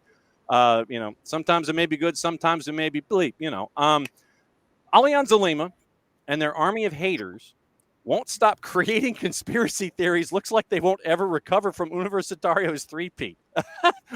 Where are you at here, man? It is crazy. Since Universitario won the three-peat, since that day, it's just everybody's on a mission all across the board on social media, Facebook, Twitter, everywhere. And all the Alianza Lima fans are, you know, unleashing. I mean, John, it's just ridiculous the number of stories or delusional thoughts that they're putting in. Okay, and the latest one was the most. How do I put this, man? I don't know. Anyway, so the Peruvian national coach, which is an interim coach, by the way, we play Russia, right? We play Russia in it was 1-1 in St. Petersburg, and in the press conference he said this, which is the most natural thing to say from national team players. They got here. This is the best place to showcase their talents. You know, scouts from all over the world can see our players, and that's why I wanted to bring players from our Liga Uno, from the Peruvian league, so they can get a bigger exposure to the world, right? Which is natural. You know, when you go to a national team, you got better exposure than you have when you're playing on your team. And guess what? I'm so mad that I can't. Hold on. All right. They say that so now the Peruvian national team is for your agents, right? So now Barreto is an agent, as he's gonna sell his players. They're not his players, you morons. He's the coach. He doesn't have a dime for whatever they sell the players from the national team. No, they say that this is a business. So it's about business, because you're getting so many players from Universitario, and now you want to sell them because you cannot sell them when they're playing in the Liga Uno. So you got to take them to the national team so you can sell your Universitario players. You check how many Alianza Lima players are in the national team? Go please check, all right? And your players also are being exposed in the biggest stage, which is the national team. And there's so many stories like that, Johnny. Every day, every single day, they come up with something. My God, it's just ridiculous. You know, Valera got a haircut, the Ronaldo Nazario haircut, right? because it was a bet, right? I'm one of the guys in the club, right? If we win the championship, I want to cut my hair like Ronaldo in 2002. Okay, yeah, it was fun. Yeah, how dare you? How dare you compare to Ronaldo? You're nothing to Ronaldo Nazario. What do you think about that? What do you think you are? Who do you think you are? You're delusional. You're a loser. Blah, blah, blah, blah. Boom, boom, boom. The hate is coming from everywhere. Guys, it's a bet. It's nothing. All right. It's so good. Don't worry about that. Anyway. Wow. So it's crazy. Wow. Man. It's crazy. All right. Yeah. So what are you calling this weekend over on GOLTV? It's the only one game and one game only. It's the Peñarol versus Liverpool. Is the playoff, because in Uruguay they got this crazy system, right? No, South America with a crazy system. What? Yeah. Just listen to this, right? So Nacional didn't win a single tournament. They did not win the Apertura, did not win the Intermedio, did not win the Clausura. But guess who's waiting on the couch before Liverpool and Peñarol, massacre each other? Oh my God. Yes, they got into the final spot because they got the most points in the annual table. So they didn't win any of the three tournaments, but they got the most points throughout the year. So that's why they're going to play the finals. And Peñarol, who won the Clausura, won the Intermedio, and Liverpool, who won the Apertura, they're going to play against each other, to play against Nacional, who didn't win a single trophy this year. There was a word in there that you were about to put, and that is going to be on Sunday at 4. And right now, Peñarol heavy favorite on the road at a -115. Liverpool a +298. Your 90-minute draw is a +236. So that is where things stand. I cannot thank you enough for pushing back a day, because of the Tata Martino press conference that we were all at yesterday and talked about yesterday afternoon. We'll be back at it again, please, in 6 days' time, back to your normal Thursday slot, and we'll continue to rock and roll. What else is going on with you this weekend? Nothing, man. Just chilling, Wow. Yeah. It's an easy weekend for me. Take it. Yeah, I'm gonna take it. But sometimes you can hear my my pipes like, So at this time of the year, when weekends like this come up, I'm like, take that early spring and run. We love you very much, and we'll catch up with you in 6 days' time. It's always great to see you, my friend. See you, Johnny. Take care, guys. There goes Nino Torres from GOLTV. And you can get GOLTV at Fanatis, fntz.co/soccer down here. Helps them out, helps us out, helps you out to continue your degenerative nature of watching all of the leagues all around the planet and find out what's going on. Once again, fntz.co/soccer down here. And you get Fanatis, and you get to have conversations with our buddy Nino during matches. Literally, you can reach out to him on social during matches, and you will have conversations with him in those matches. It's an absolute blast. Coming up in a couple of minutes, it's our buddy Niko Moreno from PulsoSports and Sounder at Heart. We're going to put a bow on everything in CONCACAF. We're going to talk about what's going on in Major League Soccer, some teams with roster decisions, and we'll talk about round 1 of the playoffs. We'll also talk about what the thoughts are when it comes to the rollover to the 27 schedule being in line with the international calendar. France and Colombia are still on the clock, and in midway, it was supposed to be 6 minutes on the board, and you ended up with Colombia getting a red card, and then the teams had a bit of a coming together, and the clock was still going at +9.5, and they finally just wiped it off the board. And it looks like in a 2-goal game where France and Colombia kept going, they finally were just like, all right, y'all are too close to each other, and there are too many of you out here, so we're just going to call it. And it looks like that's what happened. Like I said, I got the sound down on the Big 55, so I guess that's what happened. And that is one of the matchups in the U17s that is wrapped up this morning. Once again, 16 minutes from now, it is kickoff of the U.S. and Morocco. It is on Peacock and Universo. Early runs, Mali over Zambia by the score of 3-1. Portugal over Belgium 2-1. Switzerland over Egypt 3-1. France once again with the goal late to make it 2-0. Colombia had a red card on the way out the door. And it is Argentina late first half leading Mexico by the score of 1-0.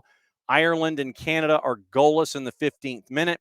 And then at 10:45, once again, the last two games kick off in the round of 32. USA and Morocco, Universo and Peacock. And then it is Brazil and Paraguay. They are on Deportes Ahora on Telemundo. So let me change over to Telemundo. Let me see. What channel is it here? Hang on. Telemundo.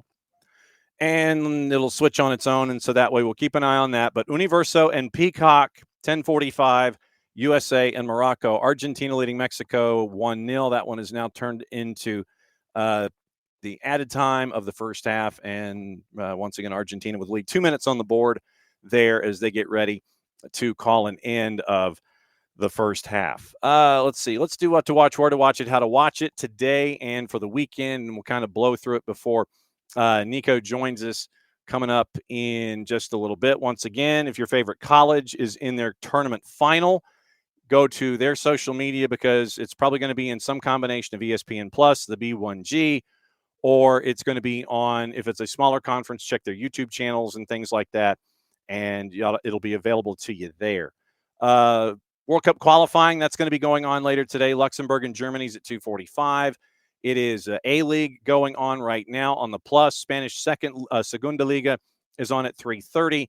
Fox Soccer Plus has World Cup qualifying at noon and 2:45. And then once again, Peacock, we mentioned the U17s with the USA and Morocco coming up in just a little bit. So let's get into World Cup qualifying juice boxes before we double back and discuss what happened yesterday with Niko Moreno in Europe. Finland, a big favorite against Malta at minus 286. Croatia, big favorite against the Faroe Islands at a minus 909. The Faroe Islands have had a great run. It looks like it's going to come to an end at a plus 2207. Gibraltar, big underdog hosting Montenegro at a minus 385. Luxembourg, a big underdog hosting Germany at a minus 1,000. Luxembourg, by the way, a plus 2352 in the composite. Netherlands, a minus 139 at Poland, a plus 368. And Slovakia is favored against Northern Ireland at a plus 110. If you are looking into that discussion that we were having yesterday about San Marino possibly qualifying for the cup that the world is chasing after next year, Northern Ireland needs to beat Slovakia today as the first stage in that. Tomorrow qualification is in Europe with the metric crap ton of matches, 10 matches in European qualifying tomorrow. Then you have 6 more in qualifications on Sunday in Europe. The DR Congo-Nigeria match is to qualify into the Intercontinental Playoff. You also have 2 at 2:45 Eastern time on Sunday. Then on Monday, you have more in Europe. We'll get into that on Monday, Iraq and the UAE. That is also the other half of the Intercontinental Qualifier. That is on Monday. More on Monday out of Europe. More on Monday out of CONCACAF. And like I said, we'll get into all of the machinations with the results and everything that happened in CONCACAF coming up in just a little bit when Niko Moreno joins us on the board. So once again, remember, USL Conference Finals, 2 matches on Saturday, both on the Plus. Pittsburgh and Rhode Island FC at Highmark at the confluence of the Allegheny, the Ohio, and the Monongahela Rivers. That is at 6:30 at Highmark, and Michael Parkhurst will be there, so say hi. And at 1 OK, it is FC Tulsa and New Mexico United. Your Western Conference Final, that's at 8:30 in USL Championship. Your USL League One Final, and that is in Knoxville, and apparently they are heading toward a sellout, which is really cool to see. It's going to be Spokane and One Knox. 5 o'clock Sunday afternoon at Covenant Health Park in Knoxville, Tennessee. It's going to be on Golazo Network. So if you're not watching anything else going on Sunday, if you're not attending a college opening round game, say in Division III, which we'll be attending the one with Emory's women. We'll be attending that little mini bracket, and we'll have reaction out of that. That's going to be on the Red Clay Soccer Report. That's going to be up this weekend as well. Also on the board, the Roots is going to take the tour to Corpus Christi. And we'll let you know what's going on in Corpus Christi with Corpus Christi FC. If you missed that interview, we'll play it back for you on the Roots coming up this weekend on the network. Also on the board, Best of Soccer Down Here AM. at the Off the Woodwork podcast section at 92.9 The Game and the Odyssey app. You're going to hear the conversations that we had with Cooper Sanchez earlier in the week. We're going to have the conversation with Casey White, with everything going on in women's soccer, with the ACC and the bracket and the NWSL. Jen Hildreth is going to be joining us on Tuesday. She's going to be at 10:45 on Tuesday morning.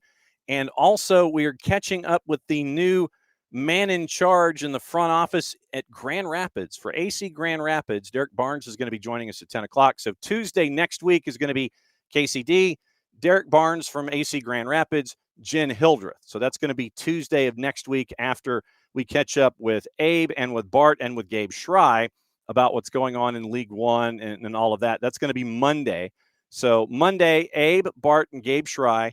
Tuesday, KCD, Derek Barnes from AC Grand Rapids, and Jen Hildreth talking about the NWSL final and the NWSL season and probably NWSL to Atlanta. We'll talk to her about NWSL ATL as well. And that'll get you into the early part of the week next week. So that's how we're looking when it comes to those particular things on the board. Let me see if there's anything else that I missed with what happened. Actually, yeah, let's get into what happened yesterday just so we can kind of set the table and find out what happened World Cup. I meant to talk about what happened in CONCACAF yesterday, which was crazy. Panama and Guatemala went back and forth. It was 2-0 and it finished up 3-2. Panama with the big 3 points there. Haiti over Costa Rica at a plus 304. Big win for them on the island of Curacao. If you haven't read the article by John Arnold over at ESPN.com about what Haiti is going through as a national team and what is going on inside the country and how it's affecting the national team, that's your required reading for the day. John Arnold's piece at ESPN in the soccer section about Haiti. Nicaragua put that particular group once again back in the blender at a plus 649, shutting out Honduras 2-0. Curacao put 7 on Bermuda. Curacao in the driver's seat in that particular region with the draw that happened with Trinidad and Tobago and Jamaica. TNT with the late goal to tie things up. It finished up at 1-1. Suriname put 4 on El Salvador, and that would put us at a minus 154. So, looking at your standings, it is intriguing at the very least to see what's going on with CONCACAF, and it is going to be, if you thought it was going to be crazy going into yesterday, it's going to be even crazier going into Tuesday. And that's why we're saying that Tuesday is absolutely required, locking yourself into a room and making sure that you've got enough snacks. You've got enough snacks. You got enough of what's going on. You kind of know what's going on around you, and you can find out what it's going to look like. It is okay, and there is no Niko Sakiris on the bench for the U.S. So I'm guessing whatever mechanism could have been available to the United States to challenge the red card, either they were unsuccessful or did not. Like I said, we don't know the official word on what happened with the red. The bench for the U.S. today: Jameer Johnson, Chase Adams, Maximo Carrizo on the bench, Luka Moisa, Kellen LeBlanc, Jordan Griffin, Ramiz Hamuda, Ibrahim Lodmel, and Jack Courtcamp is your second keeper for Gonzalo Segaresh. It is Stokes in net, left to right, Guimaraes, Martinez, Cups wearing the captain's armband, and Gio Vila, Kevin Sullivan, Cooper Sanchez starting in the middle, Jude Terry, and your front three, Albert Hall and Mfasa Berkimas. All right. Once again, I say this on Thursdays, but I'm going to say it on a Friday. What place on the planet can take you from, at least today, Columbus, Ohio, to Lima, Peru, to Seattle? This one, as I raise my hand, because we get to find out, and once again, we thank Nino and Niko for their forbearance in jumping on Fridays instead of on Thursdays this week because of the Tata Martino press conference. And for this, we find out how many cups of coffee Niko is in this morning, and we go to the studio setup. Oh, check that out, my friend. Look at that. You were gassed up and ready to go. What's on your mind? What's up, boss man? I was trying to figure like a nice background with this TV new thing that I tried, but it was not working. But I'm here.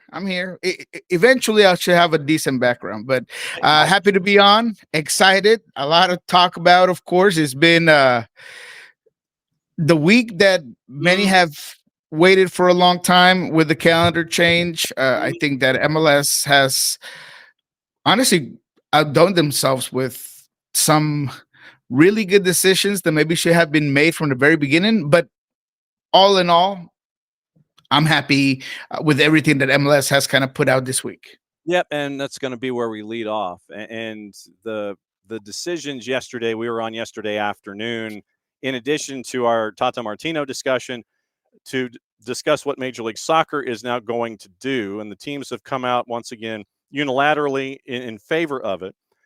For those that might still be a little wonky on the math, they're going to begin play on what we now refer to as the international calendar.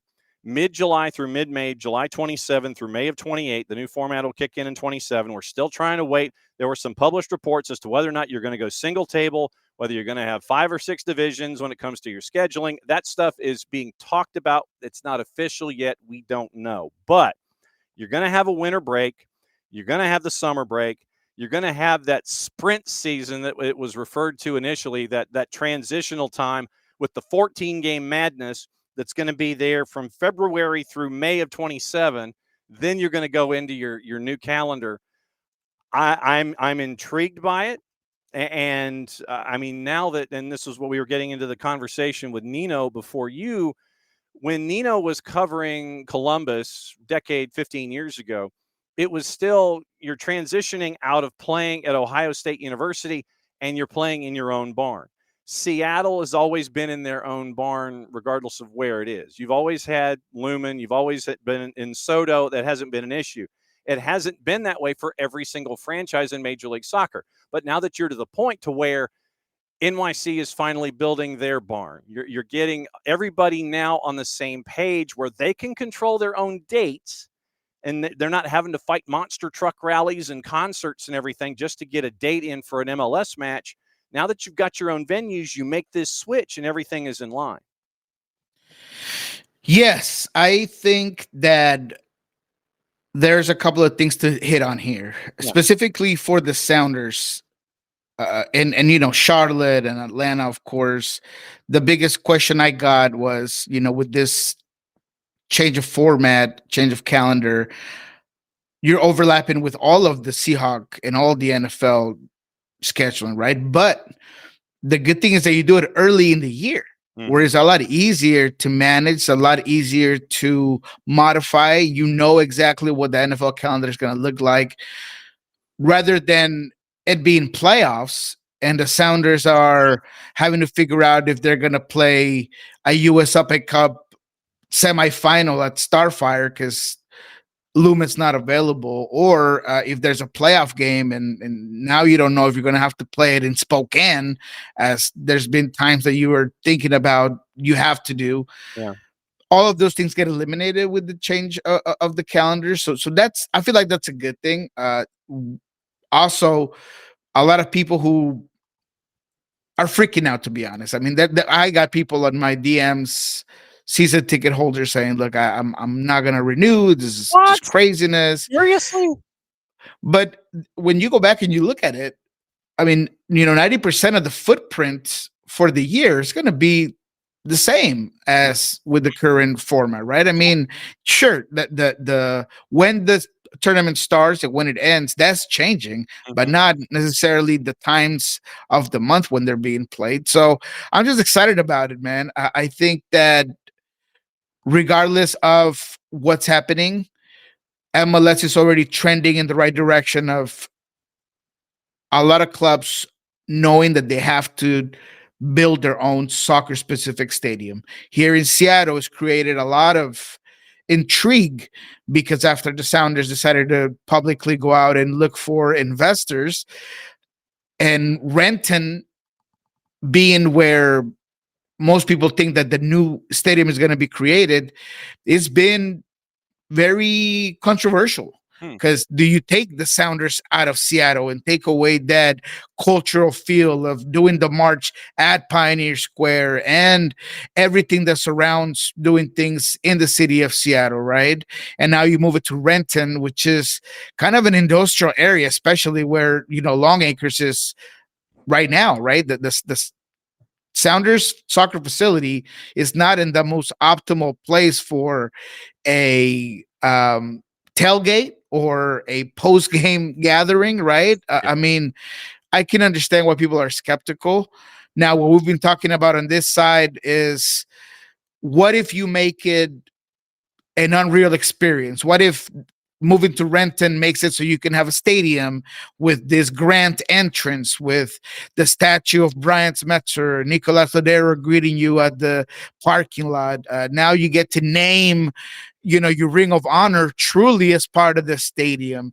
I don't know, put up a museum with the achievements of the Sounders. You create almost this mecca of soccer. And a lot of people are going to not want to do that because they're so focused on the city of Seattle. Mm-hmm. But once you get there and you look at it, it might change your mind. But to me, I would like the Sounders to continue to stay in Seattle.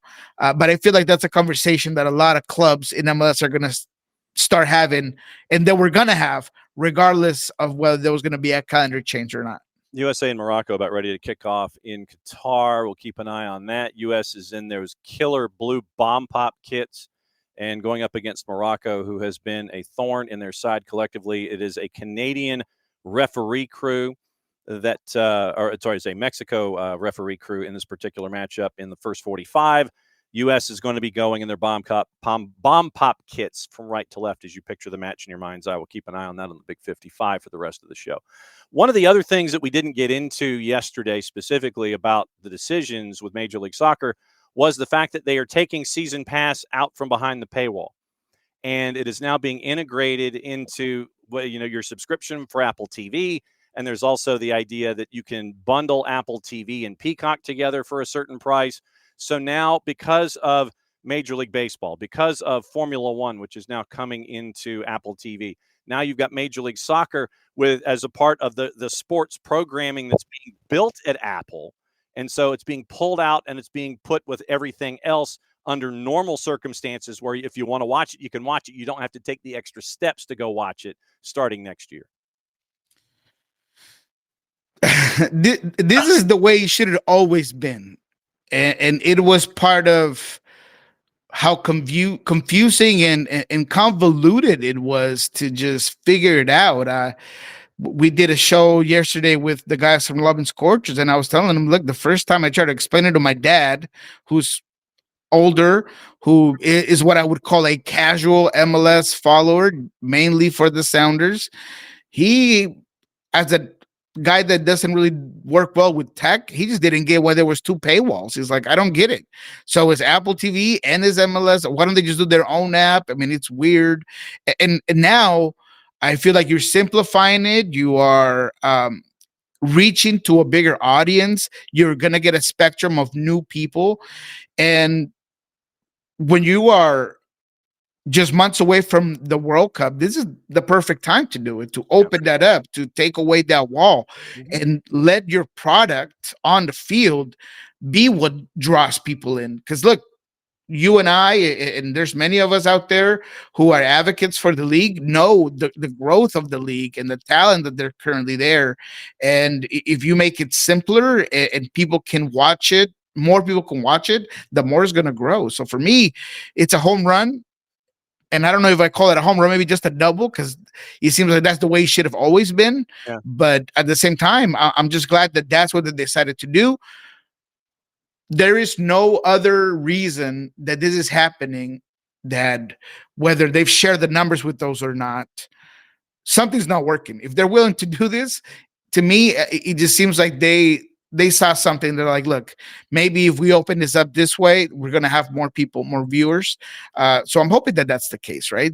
Because that's the whole point, is to just add more viewers. Yeah, and doing that in a cup cycle where the entire world is chasing after a trophy next year, and it's going to be in your hemisphere to open yourself up to. And the number was floated out there that Apple has in the neighborhood of 45 million subscribers. If you can open yourself up, like I said, Formula One's coming in the door. MLS taking away season pass, and you're part of the normal distribution. Major League Baseball already there. So Apple has these products that are here, and now you're aligning yourself with them, and especially that big gun that's Formula One coming in. you can sit there and everybody's like, you're on Apple already. Oh, I'm going to watch shrinking. Oh, okay. There's an MLS match on. I think I'll go over here. So it normalizes it, I guess, when it comes to your viewing choices, I guess is probably the best way that I can describe it, bringing it back with everybody else that's a part of their sports portfolio. Exactly. It's just so much simpler. You are adding the casual viewer a lot simpler, right? I mean, look, Apple, you got to take advantage of the fact that Apple TV, I mean, we're not going to get into this subject, but they have some great television, right? They got great series, they got great movies. I mean, you talk about shrinking, you talk about Task. I mean, there's so many. Not Task. You got Ted Lasso. Ted Lasso, right? I mean, you got all of this other series that draw people in to just go watch those series and those movies, and now you're a step away from watching MLS rather than having to do a whole bunch of stuff. Yeah, and it looks like the center ref in the USA Morocco match is going to kind of let things go just a little bit because Nemfasa Berkimis just got basically tackled outside the edge of the 18, and nothing was called. Sorry to say Peruvian crew. Roberto Perez Gutierrez is the man in charge.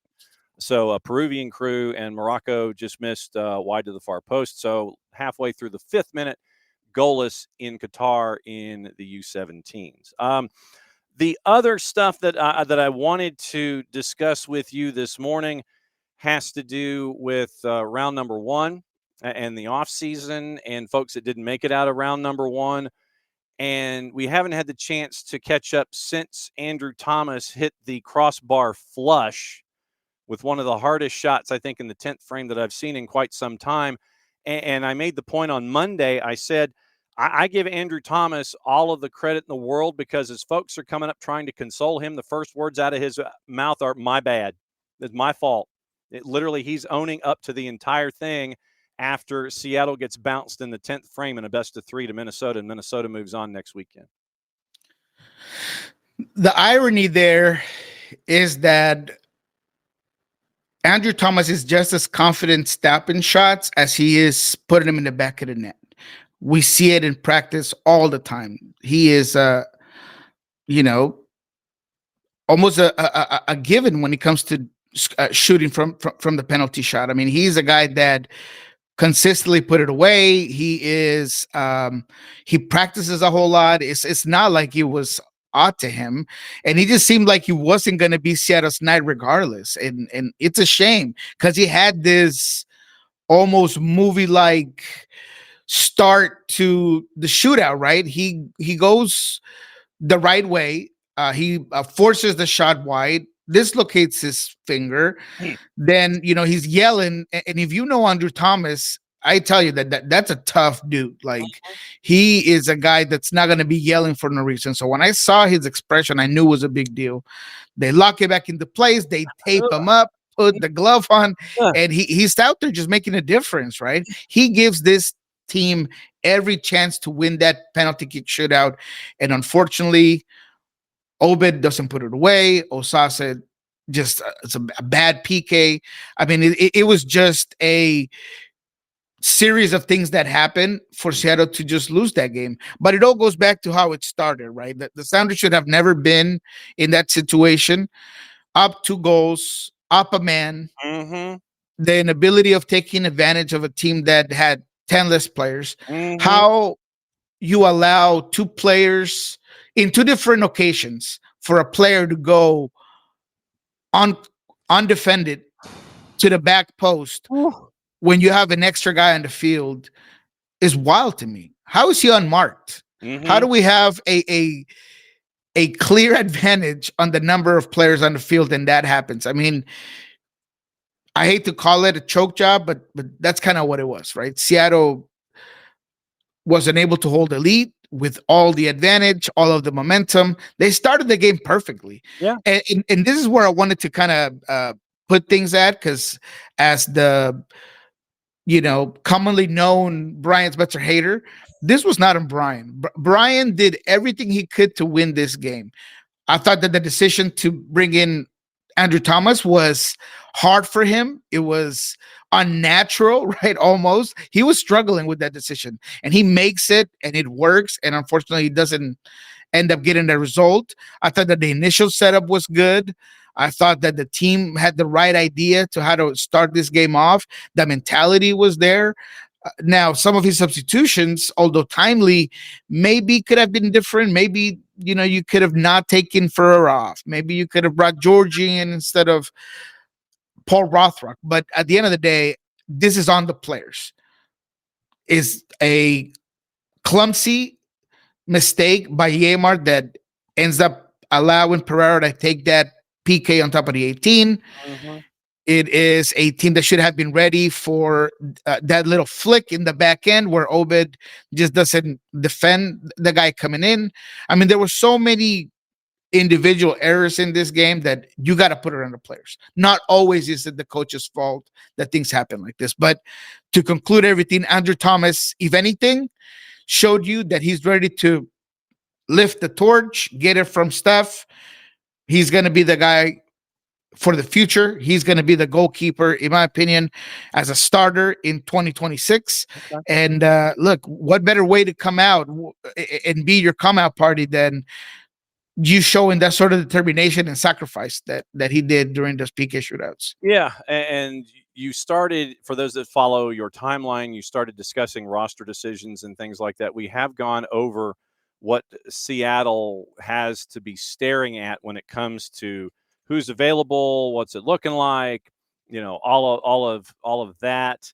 And just for a refresher, just so everybody knows where you're coming from when it comes to your thoughts and all of the stuff that's attached to Seattle coming up here in the offseason.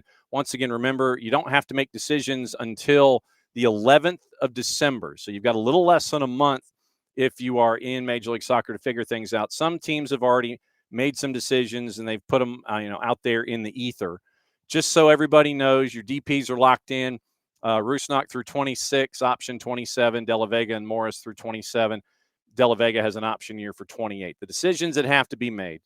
Yeimar has an option year for 26. Ryan Kent, an option year for 26. John Bell is out of contract. Stefan Fry is out of contract. Musaski has an option year. Nuhu has an option year. JP has an option year. That's in your senior roster. Supplementals, Jacob Castro as a homegrown has an option year.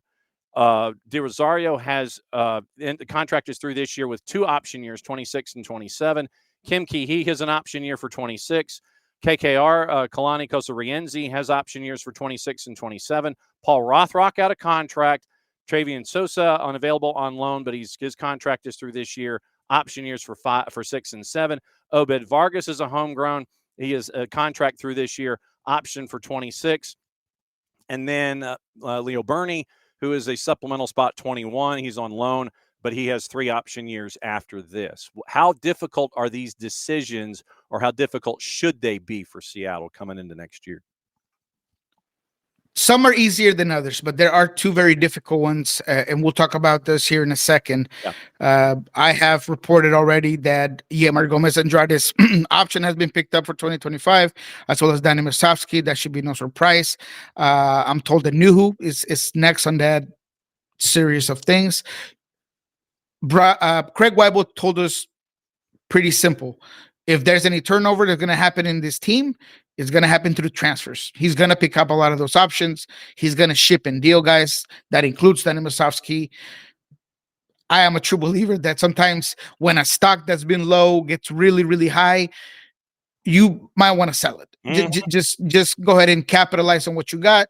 I think that's what you have to do with Danny Musovski, and then go find somebody else. You got to get better at that position in terms of talent and depth. So that's the way I would handle it. I think that's going to be the way it's going to happen.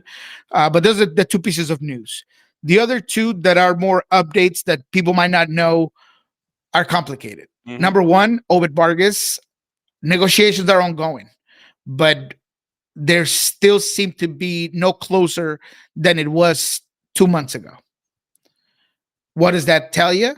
That if the negotiations are this hard, there's a good chance, or that increases the possibility, that Obed Vargas goes in the winter window, because Seattle cannot wait to figure out if a deal gets done.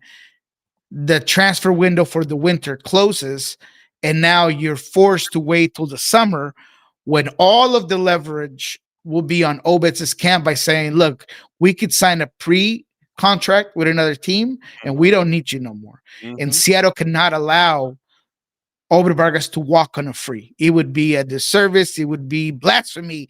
It would just be a job losing type of situation for everybody involved in the Sounders side. And then obviously, in my opinion, I think that the best thing that Obed Vargas can do is take the contract, give himself some time. His main objective this year has been playing for the Mexican national team. No one that wants to be in a national team makes a club change so close to the World Cup. Yep. You don't know if you're going to play. You don't know if there's a curveball. Regardless of where you go, PSV, Bruges, Atletico Madrid, you don't know if you're going to play. So I thought that was going to be part of the decision-making where Obed was going to take the deal that he's getting and give him some time to go play the World Cup, and then we'll figure it out afterwards. But it sounds like it's a compensation thing. The Seattle Sounders, for what I'm hearing, of offering them the max that they can possibly give them, which in my opinion is, not in my opinion, but in my understanding of the situation, it's $1 million, which is the max cap for the U22 spot. That seems reasonable, but it just hasn't gotten any closer. And then the other one that I think it's probably even less positive is Paul Rothrock. Huh. He's walking. I mean, that's just the way I'll put it to you and your audience. He's going to test the free market. The number that I got that it's the maximum he can get is $830,000. The Sounders are not willing to pay him that much. And what I'm hearing is that Paul Rothrock and his camp have no desire, no intent to go any lower than what they are trying to get, which my guess is between 800 to 830. And so that puts us in a place where the Sounders are not going to give you more than they can, which you and I have talked about. That is the Jackson Reagan baseline of 600,000. So with that in mind, I think that Paul Rothrock's going to test the free market. He's going to figure out if there's other MLS teams that can give him that sort of money or abroad. And then if he can, then maybe he can go back to the Sounders and say, you know what, never mind. I'll take what you guys were giving me. But that puts us in a position where there is a big possibility that Paul Rothrock or Paulie Primetime won't be in Seattle for 2026. Right now, according to our friends at the MLSPA, Jackson Reagan base of 600, full comp is 610. Paul Rothrock is on the step up above the rookie men. He's making 104 right now. That's that number, the U22 max within your contract. Use it 104. Then you look at and that's guaranteed. That's both 104 and 104. Nothing else over the top. Then Obed Vargas, his baseline compensation is 125. Guaranteed comp, according to MLS players, is 134, 452. So you're looking at two individuals that are basically looking for something akin to a 600% increase in their yearly salary. And you're thinking Rothrock's going to walk or at least kick the tires on the market. And Obed Vargas is looking for that 800 to 840, huh? Correct. Okay. I think an Obed situation, he has all the leverage, right? And again, for Obed, if you're offering him $1 million, that's plenty of money that's worth giving him, because you're essentially going to make 8-9 on a transfer. But Paul just doesn't have any sort of leverage. Not to mention that regardless of all the things he does get for this team, because I love Paul Rothrock, I'm a big Paul Rothrock guy, there's just a lot of depth there. You know, when Pedro comes back, when Paul Arriola comes back, I mean, there's just so many, Georgie and Ryan Kent. He's a possibility now, right? I mean, if you're going to spend 830, or that's what you're being told that you need to spend on them, go a little bit more and you spend $1 million plus on, or less than $1 million, a little bit, or a little bit less than that on Ryan Kent. Now, would I rather keep Paul than Ryan? Yeah. But if he's forcing the Sounders' hand, I mean, it's going to be difficult. I'm wondering how much Christian Espinosa would cost. I mean, Christian Espinosa was just told that he wasn't going to return to the Quakes. Man, Espinosa is a phenomenal player. So, there's a lot of things that I think Paul Rothler's camp isn't quite looking at. And sometimes when you're a walk-on in a team, you got to just continue to build up your name rather than playing hardball. And Espinosa is a name that's out there. Walker Zimmerman, for those interested, Walker Zimmerman's name is out there. He wants to test the free agent waters as well. And we'll see these names kind of trickle in as to what it's going to look like between now and December 11th, when you've got to get all your decisions in. And we will go from there. What's the weekend like as we are getting through the international window? And we're going to have chaos on Tuesday in CONCACAF, and then it's all going to pick back up again just in time for us to revisit next Thursday. What's on your mind? Yeah, well, we're hoping to get a end of year conference with the Sounders. I mean, the Timbers got out after the Sounders did, and they already did their conference. So I'm trying to figure out when this is going to happen. I'm not sure what the holdup is. They're trying to find agent. They're trying to find Craig. I don't know. But I'm hoping that early next week, we have that available. But for now, we're just doing a lot of end of season content. We're going to do what we learned this week tomorrow with Jeremiah O'Shan. We're going to bring in a whole lot of this new information that is going to change the look of the Sounders coming up next year. The new owners that are going to come in, how the calendar is going to change, the decisions that are going to have to be made around the stadium. We'll talk about a lot of the things that we talked about today. We'll see if anything has changed. João Paulo is one that's going to be very interesting, because at some point I thought that he was on his way out and maybe thinking of coaching and things like that. But after getting back on the field, you get that itch back, you know what I mean? And you feel like you can still continue to work out. So it's going to be interesting where that goes. So we're going to go into all of that and see if there's any additional information that we've been able to gather on Obit, see if anything gets done. And then, of course, on Monday with Ari Lillenwall, we'll do kickoff, and then we'll break down probably some USMNT. We'll see what happens with Christian Roldan in the camp. We'll talk about some of those MLSers that are part of the U.S. national team. And we'll look to the week ahead of what's going to happen with the matchups of the MLS playoffs. Mm-hmm. And we will have you back here on Thursday on the normal day, unless there's another earth-shattering press conference here in the market that we all have to attend for all hands on deck. As always, my friend, great to see you. Love you very much. We'll catch up with you next Thursday, 6 days' time to set up the next round of the playoff. Appreciate it, my friend. Have a good one. All right. That's Niko Moreno, PulsoSports and Sounder at Heart. And so it's going to be another good week for them. Goal for the United States in the 22nd minute. It was initially last possession down, a set piece after Kevin Sullivan was taken down just outside the 18.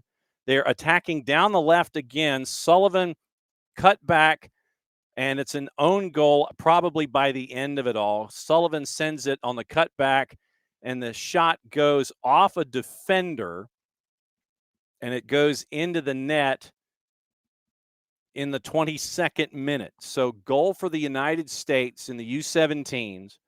And obviously we're going to keep an eye on this match and find out how things are going to go here. Once again, it is early. We're at the halfway point of the first half. And Jude Terry, I think, is going to, if it's going to be a U.S. goal, it's going to go to Jude Terry. Otherwise, it's going to be an OG. So the U.S. with the early lead on Morocco, they've had a couple of decent chances. Morocco have had a couple of transitional opportunities going down the left-hand side, working to the far post and such. So Morocco working down the right, and the United States is working down that same defensive side, attacking down the left. So it's a goal for the U.S. They lead 1-0. And once again, that is halfway through the 23rd minute. So take the tour, get you some news before we get out of here. Something out of The Guardian I thought was really interesting. League One clubs' salary cap and luxury tax plans are going to be turned down by the EFL. Matt Hughes over at The Guardian. The EFL is going to oppose proposals for League One clubs to introduce a £4.7 million salary cap and a luxury tax for clubs that overspend. 18 League One clubs wrote to the EFL chair, Rick Perry, this month, advocating a fixed squad salary allowance, which they argue is required to get spending under control in a division where the median loss among 24 clubs last season was £5.2 million.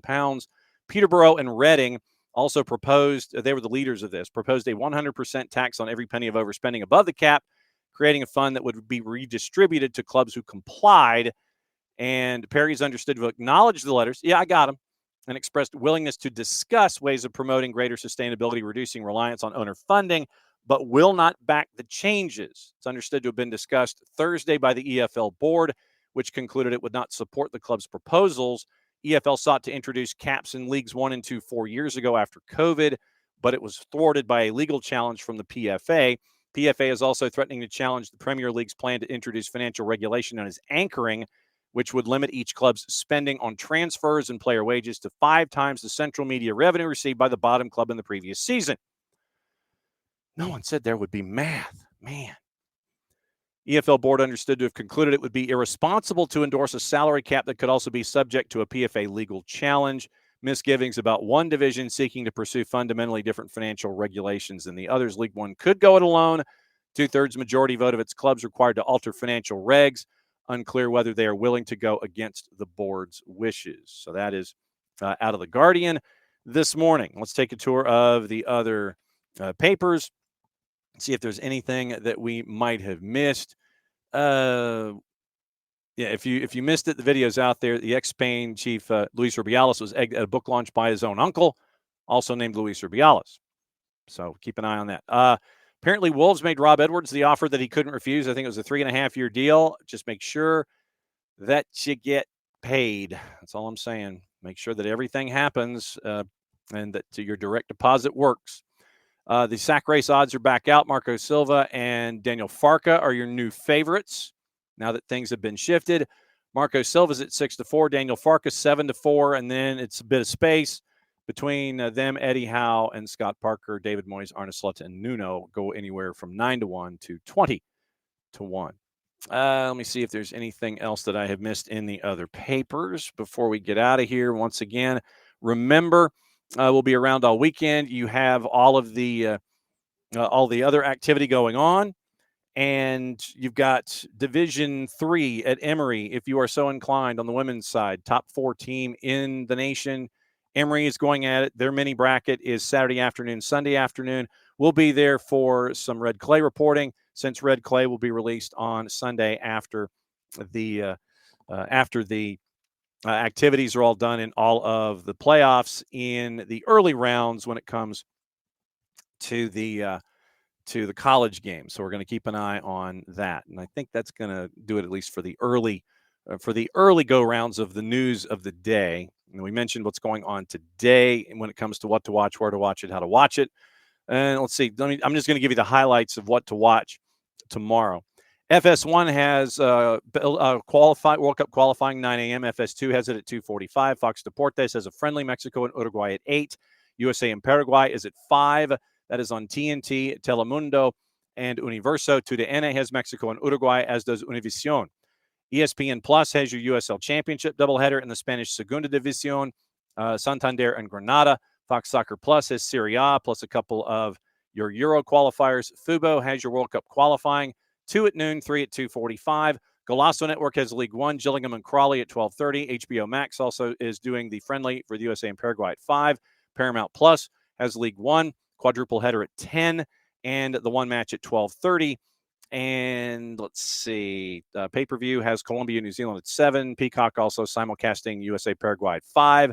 NWSL semi, big CBS at noon, Washington and Portland. It is the Spanish Segundas at 3. DAZN USA has Spanish Liga Femenil, 6 a.m. and 10 a.m., and the German Frauen DFB Pokal at 10:30. Women's Super League is on the Plus at 8:30 with the Battle of Manchester, the Manchester Derby. A-League in Australia at 10 p.m. and midnight. Paramount Plus, NWSL semifinal at noon. AFC Champions League at 3:30 in the morning. Peacock has the Gainbridge Super League triple header, 3, 7:30, and 9 before it all picks up back again on your Sunday with qualifying. It's going to be a busy weekend of qualifying and everybody getting closer to it. But Tuesday's going to be the day that we really pay attention to when it comes to CONCACAF, and we'll keep an eye on all of that for you. Let me check and see and say hi to everybody before we get out of here and find out who is hanging out with us all morning long. I know that Abby was with us for a little bit, and we'll see if there's anything I missed in the call in the comments. Morning, Ricky. Morning, Abby. And let's see, Morning David. And so, if you missed Bart's take on the Securus red card, like I said, I don't know if there was a mechanism. I don't know if there was any way to challenge it or not. But if there was a mechanism and the U.S. was unsuccessful, then we don't know if that was an actual message or if it was something else that went down. So we don't know if you could or if you did or what the result was for the United States. But Bart says on that Securus red, I guess they thought the follow through was higher than the ankle, but I'm a bit surprised that was elevated from a yellow to a red, considering he did win the ball cleanly at the start of the tackle. So that was what Bart said on that 29th minute. Now heading to the 30th minute, USA with a 1-0 lead. Let's see. So yes, the Peruvian crew with the action with the U.S. and the U17s. Oh, from last match. Let's see. Abby wanted to know the ref crew from the last match for the United States and getting the red card. So hang on, let me see. So it was 2-1 Tajikistan? No, it was after that one. Was it? No, it was the Tajikistan match. That's right. It was. So the Tajikistan match with the United States, as I sit here and go for it really quickly. I know that this is making for great radio. I apologize. And even better television. All right. So Tajikistan, it was the overview. Tanguy Mebiame was your ref, and your fourth was Rustam Lutfulin. So Tanguy Mebiame was the man in the middle for that one, who gave the red card to Securus. Do not know if he has called any other matches after this one. Let's do a check really quickly on Tanguy Mebiame and find out what he has called. Let's see. So Gabon. And so he was in the CAF Confederation Cup clash. So he is part of, so he is from Gabon. So he is an AFCON official. And he has a bit of a history with with the Somalis and calling things and not calling things. So Mebiame, let's see. Yes. So display, please. All competitions. No data available for Patrice Mebiame. Okay. Well, no, here we go. All right. So all competitions. Yes. Total results. Let's do 24-25. We don't have like comp numbers. 24 and 25. It was 11 appearances. And okay. So in the World Cup itself, after the USA match, 3 days later, he called Austria and New Zealand. So he is still there in the building. So he called the group stage match for the U17 World Cup with Austria and New Zealand after the US match with Tajikistan, where he gave the red to Securus. Let's see. So Ricky is there, Morning Wiley, and let's see. Yeah, give him lollipops and tell him to shut up. Talking about parents. Let's see. Ricky and David and Abby and me, and there you go. So yes, so Mebiame has a history and was still calling matches at the U17s after he gave Securus the red. Okay. I think that's going to do it. Once again, just kind of keep an eye on all of our platforms this weekend, and we'll have stuff for you. We're trying to effort more sound out of Qatar. If there's a victory and they're going to continue to play another day, we're going to keep an eye on 17s. We do have national teams that are going to be training in Fayetteville toward the end of the month. We'll keep an eye on that as well.